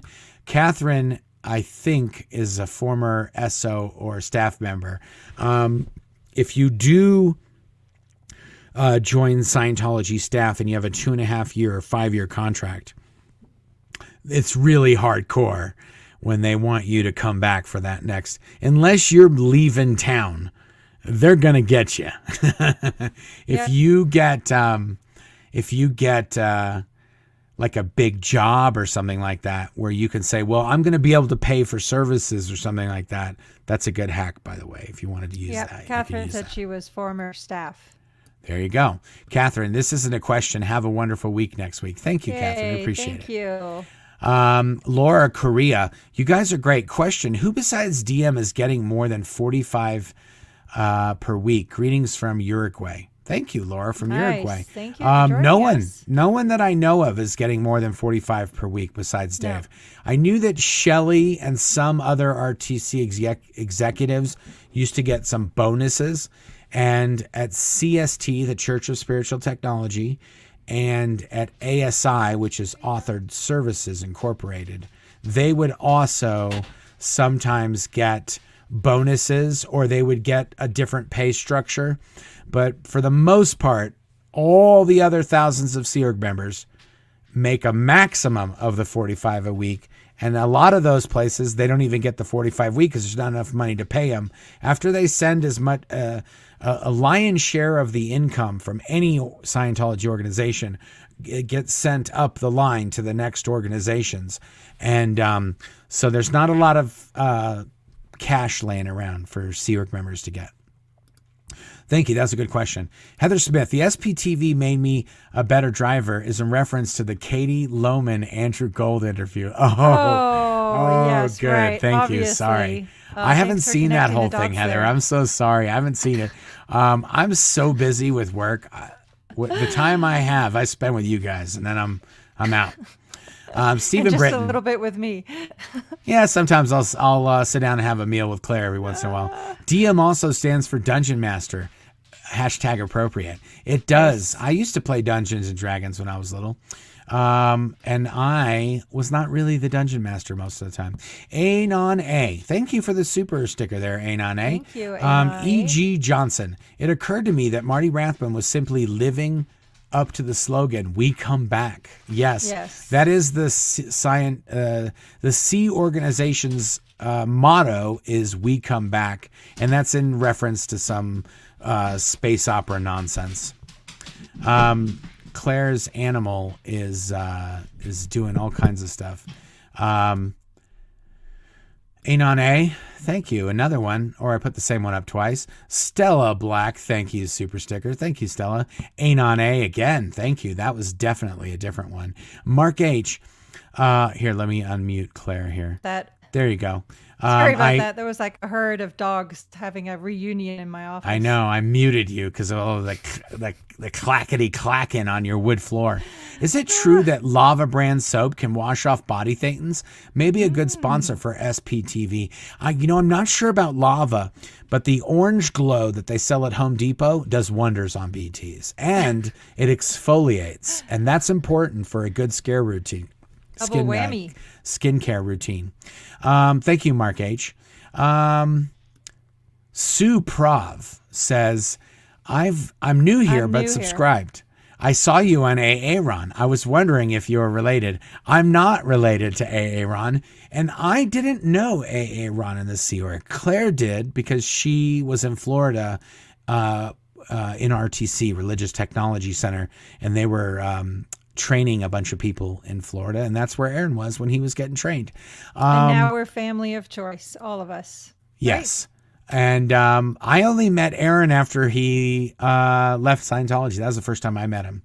But I did also go to school with his wife. And I also went to school with Mike's wife. And my wife tried to go to the school that we went to, but she was too old and they didn't let her in. She was 14. By too old, you mean, I just turned 14. Thank you. Yeah, she was 14 years old. She wasn't allowed to go to a Scientology school. Okay. I think we're good. I think we got all the questions. Are you guys ready for some David Miscavige Shoops? Oh, yeah. We should be, because we've got some good ones. I cut this video out and I make it to its own video. This is David Miscavige Shoops of the Week. This is going to be a good one, guys. We got a lot of good ones here. This is Toy Time from last week. This one won by a landslide. It wasn't like some weeks it's like this one won, but there was another close second. This one was just everybody it seemed like everybody voted for this one. So Toy Time.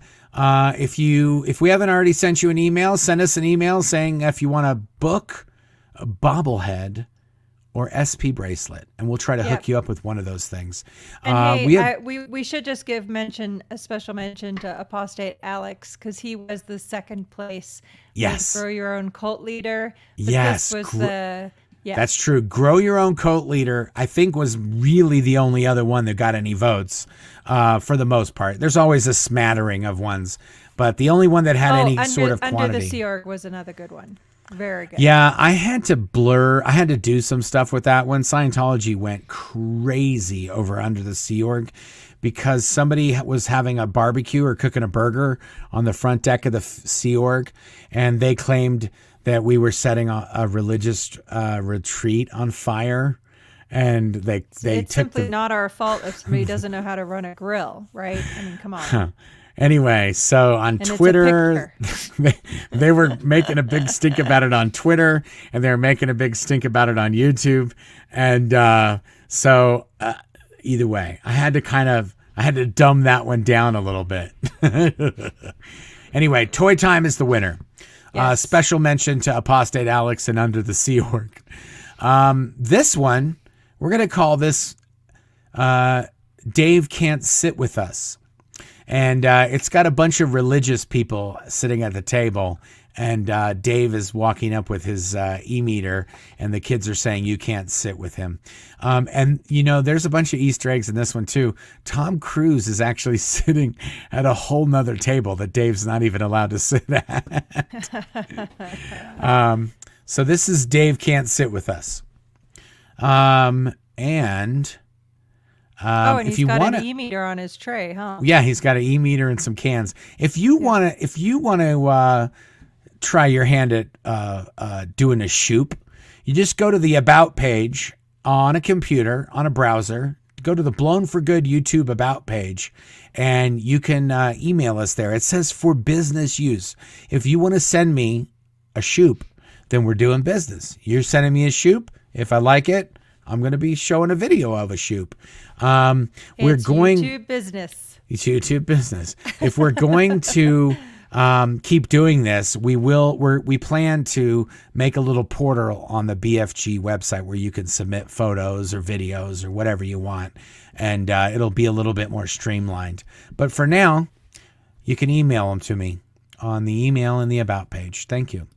Okay, this is Breaking Dave, and this is in reference to the show Breaking Bad, and it says Breaking Scientology, and then it has Dave's head riding a turtle through the desert. And if you haven't watched the show Breaking Bad, that's what it's in reference to. They did some bad guys on the show did this to some other bad guys on the show. So we'll just call this one Breaking Dave. There are a lot of Breaking Bad themed shoops that we seem to get in from time to time. This is, I don't know. This is Dave on the witness stand, it looks like, in England, or some place where the queens, I don't know what they call that, where they have barristers. Yeah. And they follow they're under the rule of the queen. So we'll call this one Witness Dave, or Dave on Trial. How about that? That sounds good. Dave on Trial. I like the sound of Dave on Trial, even if it doesn't have a funny picture attached to it. This is Dave, the Shoop Shoop song. Now, this one is pretty funny. I'm seeing this one for the first time. And it says, Dave, the Shoop Shoop song. And then it says, it's in his fist. And then it shows Dave with this, it's kind of like a mermaidy dress on that's got little, it's like bedazzled. I don't know what you call those when those bedazzleds are really big, like scales, like fish scales. But I really like this one. You know, also, the week that we showed that David Miscavige Shoop, where he's in the locker room with Tom Cruise and he's all prettied up. Yep. That thumbnail was very effective and got that video is one of the highest viewed videos, and I think it is a good amount is attributable to that amazing fun thumbnail. So if you're out there doing shoops and you want to make Dave real pretty for a shoop, I won't discourage it. If you want to pretty him up, give him some lashes or makeup or any of that stuff, I won't shy away from them. I don't know what you call it. He's not really drag. He's just cuted up or prettied up a little. He just made to look pretty. Just a purdy Dave Miscavige. Scientology boss babies look better with a little bit of makeup on. That's what I've been told. So this is the Shoop Shoop song. Dave, the Shoop Shoop song. That's a lot to type, but I like it. This one. What is going on here? This is Dave, the hunter gatherer. This looks like, I'm gonna say, this is post-apocalyptic Dave. Post-apocalyptic Dave. You've got Dave. He's got his little sea captain. He's got his little baby Navy sea cap on. He's with Tom Cruise and L. Ron Hubbard, and they've got these record players playing L. Ron Hubbard's lectures. And this one, some cave people or future cave people, I guess, are. It looks like the CST records from the time vaults. Yeah, that's what I'm saying. They've got all this stuff after the apocalypse. There's a volcano in the background. There's a nuclear bomb that's gone off in the background, and this is after the end of the war, and the end of the world, or the last World War, or whatever you want to call it. And the Walking Dorks. That's what this one's going to be called, the Walking Dorks. This is after the zombie apocalypse or nuclear waste and nuclear war. And this is the Walking Dorks. That was a good one. Lucky at least CG. Tom Cruise got to keep his medal there. Yeah, he did. That was the one possession he chose to keep if he was going to go on to live with David Miscavige and L. Ron Hubbard, was his Freedom Medal of Valor necklace that looked like Flava Flav gave him one of his old necklaces. Okay. Yep. That is the walking dorks. Okay, now this one is, he's got a giant ball of thousands. It's David Miscavige. He's got a giant ball of thousands and thousands and thousands of people. And it has a little word bubble, and it says, just a handful. Oh, I get it. So there's just a handful of SPs complaining about him, and it just happens to be thousands and thousands of people. So we'll call this one Dave's handful. A handful for Dave. Yes. Yeah, a handful for Dave. Okay, the next one. Oh my goodness. This is Dumbo Dave. It is a picture of David Miscavige. There's people listening on the podcast. There's people listening, so I have to explain it in excruciating detail. So you've got David Miscavige is on the Dumbo ride at Disneyland or Disney World. I can't tell from the picture, and I haven't been to either enough to know if this ride is located at both. But it's one of these rides where the parent can sit in the chair and then put their toddler in front. And so it's got a picture of Monique Yingling, who is the public spokeshole for Scientology, even though she's not a Scientologist, and she is and often says she's a Catholic and is not even a member of Scientology. And on her lap is sitting a little dainty Dave, a little baby Dave, little Scientology boss baby is sitting on Monique Yingling's lap as she rides the Dumbo ride. So this is Dumbo Dave. Okay, now this one, oh my goodness. This one, this is called BT Dave. And instead of ET, it says BT. And it's got a picture of Elliot from ET on his bike, which is actually Tom Cruise on a bike with a little red pullover on. And it's got C. Thomas Howell behind him. And then it's got David Miscavige is wrapped up in a blanket like E.T. was in the little egg crate in the front of the bike. And they are just about to take off and fly over the police cars that are chasing them to get back the mutant David Miscavige so they can take him to their lab and stick him and prod him and use probes to test him. So this is BT. And this is a play on E.T., the movie, the extraterrestrial. This is the Body Thetan, the Body Thetan. Okay, Body Thetan Dave, BT Dave. Okay, now this is this is Grouchy Dave, and it's just a giant picture of a Smurf that David Miscavige's head is on, and it has a little word cloud there that says Grouchy. So this is Grouchy Smurf, which is a good name for Dave, Grouchy Smurf. I don't think we can keep calling him much more names. We've already got Keebler King, Scientology Mr. Boss Mickey Baby, Mr. Mickey Witz, and now we got Grouchy Smurf. It's just too many things. That's Grouchy Smurf Dave, or Grouchy Dave. Okay, now this one, oh, see, this is not what I'm talking about. This is Dave. We've got Dave's face on the picture of a blonde model, and the Photoshop's not a good job. It's not the best pretty Dave I've ever seen. He does have some eyeliner and some lipstick on, but it's just too much ear and face sticking out of that blonde head. But this one's called Miscavige's flag base. Brand new on Scientology TV. It's instead of Miscavige, it's Miscavige. Anyway, Miscavige. We'll just call this one Cougar Dave. Cougar Dave. Yeah. Okay, so if you want to vote for or RuPaul Dave, RuPaul Dave might even be better. Anyway, that's pretty disgusting. Okay, now this one is I can't remember the name of the movie. I think it's called Basketball, and it's like they mixed. The guys who did South Park. It's Trey and Matt.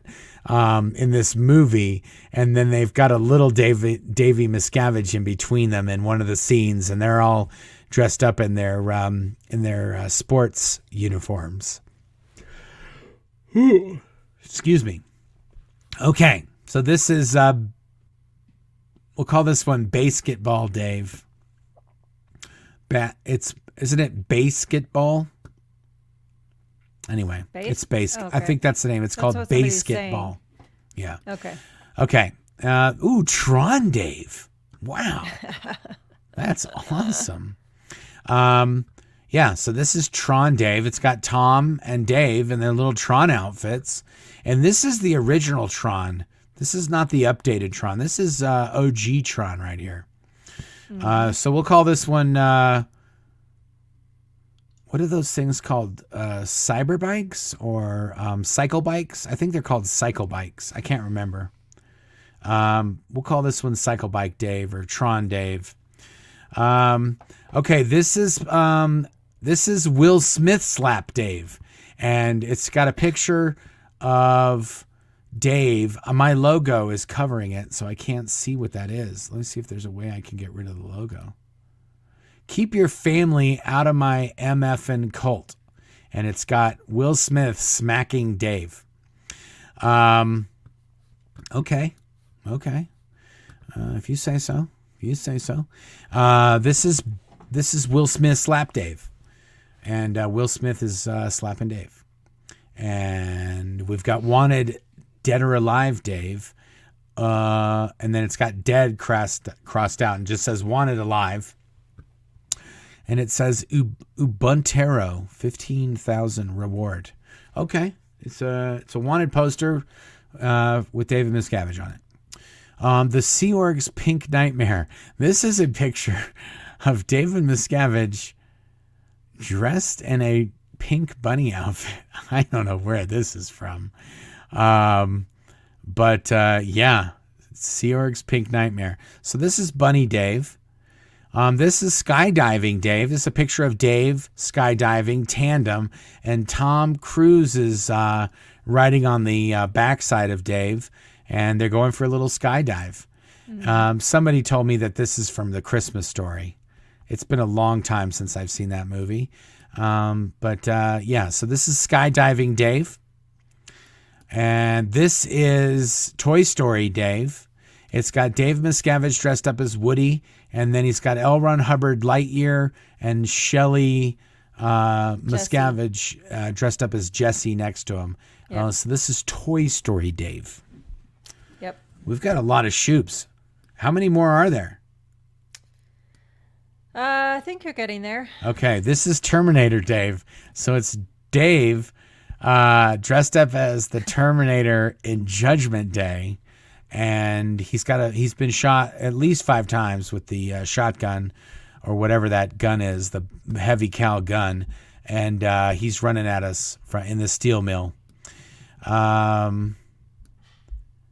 Okay, this is Dave. Okay, this is a little naughty. It's Dave sitting in a chair and he's watching Tampa Brad and his wife Ashley Brady doing their fans videos, and David Miscavige is watching this, and he's got a box of tissues. So this is Dirty Dave. We'll call this one Dirty Dave. You got 16 left. Oh my goodness. Okay, this is portrait. This is way portrait. This is widescreen portrait. This is like a little portrait. Just you a mean little landscape. Sorry, it says widescreen landscape. It's a whole bunch of pictures in landscape. It's a very, very wide format. Yeah. And this one it's like a little photo montage of Dave Miscavige and Tom Cruise, like on vacations. There's one of them at the beach. There's one of them by the pool. There's one of them at another beach. There's one of them at yet another beach. There's one of them having lunch. There's one of them taking a bath. There's one of them riding around on a Vespa on a cobblestone street or courtyard. And there's another one of them by the pool. So this is Tom and Dave's vacation. Anamorphic Dave. Okay. Oh, this is a good one. This is this is I don't know what we can say about this one. It's David McDonald. David Miscavige McDonald. It's it's L. Ron Hubbard dressed up as Ronald McDonald. And then it's got a whole bunch of Ronald McDonald House kids. Tom Cruise, Kirstie Alley, John Travolta, Shelley Miscavige, and David Miscavige, all sitting around with Hubbard, old Mick Hubbard, Hubbard McDonald, Mickey Daves, or L. Ron McDonald. Okay. Goodness. Next, we've got it's like a Pokemon card that's got Dave Miscavige on it. And it's called a Dodgelet. It's Dodge Subpoena Super Thetan. It's some kind of Pokemon thing, I guess. I don't know. I'm not a Pokemon guy. Or it's some kind of role-playing card game. And it's got Shelley Miscavige in the hole. And oh, my goodness. Bye, Goldie. Thanks. Goldie was just saying bye. Goldie. Bye, Goldie. Thanks for everything you do, Goldie. Yeah, we're going a little long. We're almost done here, guys. Want to buy a mystery sandwich, Dave? And this has got David Miscavige. It's got all these silly L. Ron Hubbard books. He's got a sandwich, and it says, want to buy a mystery sandwich. So this will be Sandwich Dave. Oh, this is, I know the guy who plays it. It's Warwick Davis. It's a movie about this leprechaun. It's called Leprechaun. It's a horror movie series, and it's got leprechaun in it. Mm-hmm. And David Miscavige is dressed up by the evil leprechaun. Okay. Oh my goodness, babe. This is an X-rated one. It says everything is so much smaller than I thought, and it's got a picture of Aaron and Dave. I would have never shown this one in a million years. I don't know why you put this one in there. Nope. Anyway, you should have seen the other ones. This is X-rated, Dave. Yeah. I shouldn't have seen the other one. This is the most censored one. Anyway. It is by a long shot. Yeah, there's a lot of naughtiness going in on this one. And it's mostly blurred out, but it is X-rated. We'll call this one X-rated Dave. This is Crybaby Dave. This is Dave with two other twins that are crying.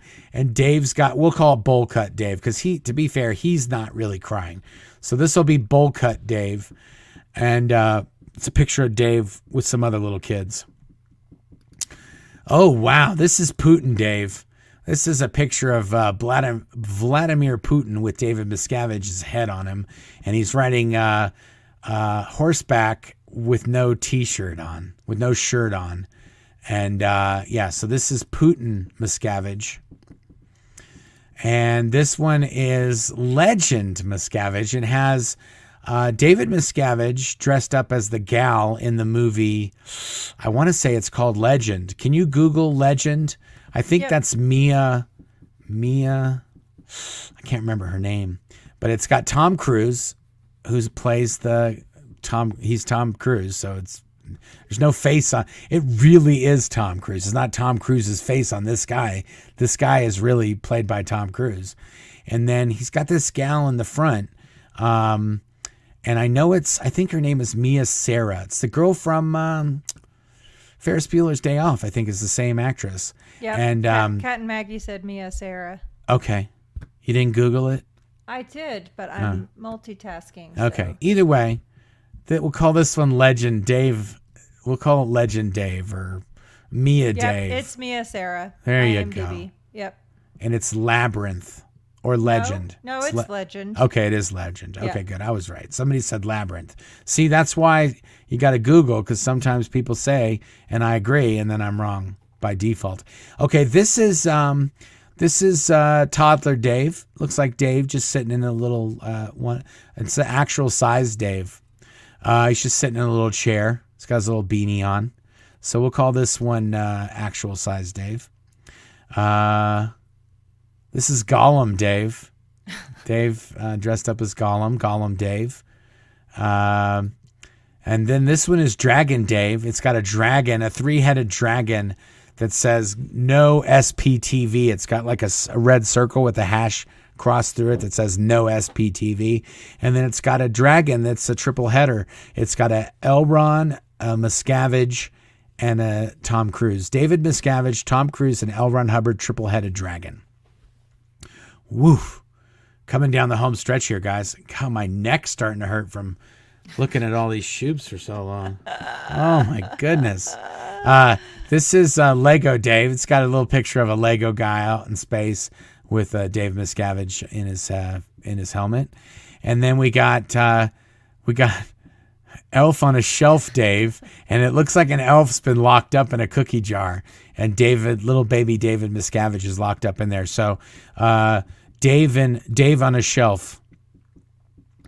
And then we got Napoleon Dave, guy Napoleon dressed up as Napoleon or some kind of French soldier with David Miscavige. And then we've got Mike Rinder and Dave. I don't understand this one. Oh, I think that's Penn and Teller. I don't know who this is. It's got a big guy next to a little guy. It looks like it could be Penn and Teller, but it's Mike Rinder and Dave Miscavige. And that brings us to the end of the David Miscavige Shoops. And that were I got to say it again. I got to cut all that out. And those were the David Miscavige Shoops of the week. There you go. Let's just go back through and see if there was any. Did we get any more super chats or any comments we missed? Oh, I was not paying attention. Sorry. Oh, it looks like we got them all. I don't see any new ones. I think all the other super chatters got out of there. No, I just marked a super sticker. Oh, you did? Okay, here we go. Wake Dawn Cat super sticker. Thank you, Wake Dawn Cat. Thank you. We try to get to all of them. I don't like bailing on people if I can. We may have bailed on you in the past. I'm sorry. I didn't mean to do that. And if we missed your Shoop, it's because we had like 200 submissions. We did. So. Those are the ones that made it in. We still did cut some out. All those portrait ones that weren't really good for Claire. I guess she didn't get them out. But I had to get more email storage this week, so yeah, we were having some problems. Well, we need to delete some then. You don't have to keep them. Once you get them, you can delete them. I know. I marked a few other things, by the way. Oh, you did, huh? Yeah. Okay. Good. Just before you wrap up here. I'm new here, but subscribed. We did that one. And then we did that one. We did both of those. We did all those. Thank you. Thank you. Good. Pardon me. Sorry. Okay. We'll just take care of some business at the end here. You got to take the comment off. I don't have to do anything. If you want to get a copy of my book, Blown for Good, Behind the Iron Curtain of Scientology, we sell them through the Blown for Good website at blownforgood.com. And if you order one through there, whether it's a hardback or a paperback, Claire and I both sign them. If you don't care about getting a signed book, you can go to Amazon or Kindle or anywhere digital books are sold and you can get them there. And then if you haven't gotten a bobblehead, a Mike Rinder bobblehead or an SP bracelet, you can go to the spshop.com. The spshop.com, all of the things sold there, the proceeds go to supporting the Aftermath Foundation. And the Aftermath Foundation helps people who have escaped from Scientology or are trying to escape from Scientology. It helps them get their feet on the ground and start over a new life if they need it. And if you want to support the Aftermath Foundation without having to buy a bobblehead or an SP bracelet, you can go to the aftermathfoundation.org and you can click on the volunteer button or the donate button or whatever you want to do over there. And that will support the Aftermath Foundation. We did get to 25,000 subscribers. Yay. And Claire. And Tim won a book and I mailed it today. There Yay. you go. And Tim won a book. If you want to get a book or a bobblehead or something like that, and you hit subscribe, I thought I just changed it and I didn't save it. We're trying to get to 26,000 subscribers, and every 1,000 new subscribers we get, we give away a book, a bobblehead, or an SP bracelet. So if you want one of those, subscribe. And if you're already subscribed, say what you want down in the comments. And when we hit 26,000 subscribers or 27,000 or 28,000, whenever we hit another 1,000, we give one of those things away. Yep. So Tim is here. And He was Tim's like, here. Hey, thanks. I saw the label was created. I'm like, yep, we dropped it off at the post office this morning. There you go. So people do win. They do get things. And yeah, it's a real thing. It's not just pretend on TV. We actually do it. Yep. For all of those who stay till the very end, I appreciate it. Thank you very much. We're going to try to get this into a routine. We may do a live tomorrow or Thursday with Aaron or Mike, possibly. I don't think so. We're trying to get a bunch of stuff done before we leave, and I've got to get a bunch of videos edited of interviews that Claire did so that those can go up on the channel and get released. But if we don't see you now, we will see you hopefully on a live that we do on the cruise. Otherwise, Claire's got another video coming out tomorrow morning. And no matter what, she's got another video coming out next Wednesday as well. And meanwhile, if you're missing your fix or you're missing out, we do have a ton of videos that are not all new down in the video list below. There's all sorts of videos we've done. There's all sorts of lives we've done. And yeah, and there's a bunch of videos I have on Scientology domains that they've bought about us, on David Miscavige vanity sites that he's set up, websites. The Scientology's enemy list is on there. There's a whole bunch of videos of other stuff. And if you're new to the channel and you haven't heard the Blown for Good rap, that's also one of the videos we have down there. And there may even be a video that is all about how the Blown for Good rap came to be. Mainly, we're just poking fun at silly Scientology rap songs. But thanks for everybody who stayed to the very end. Thank you, Claire, for joining us tonight. Yeah, thank you. And for thanks me. for all those who tuned in and asked questions. And we will see you next time. Thank you very much. Bye.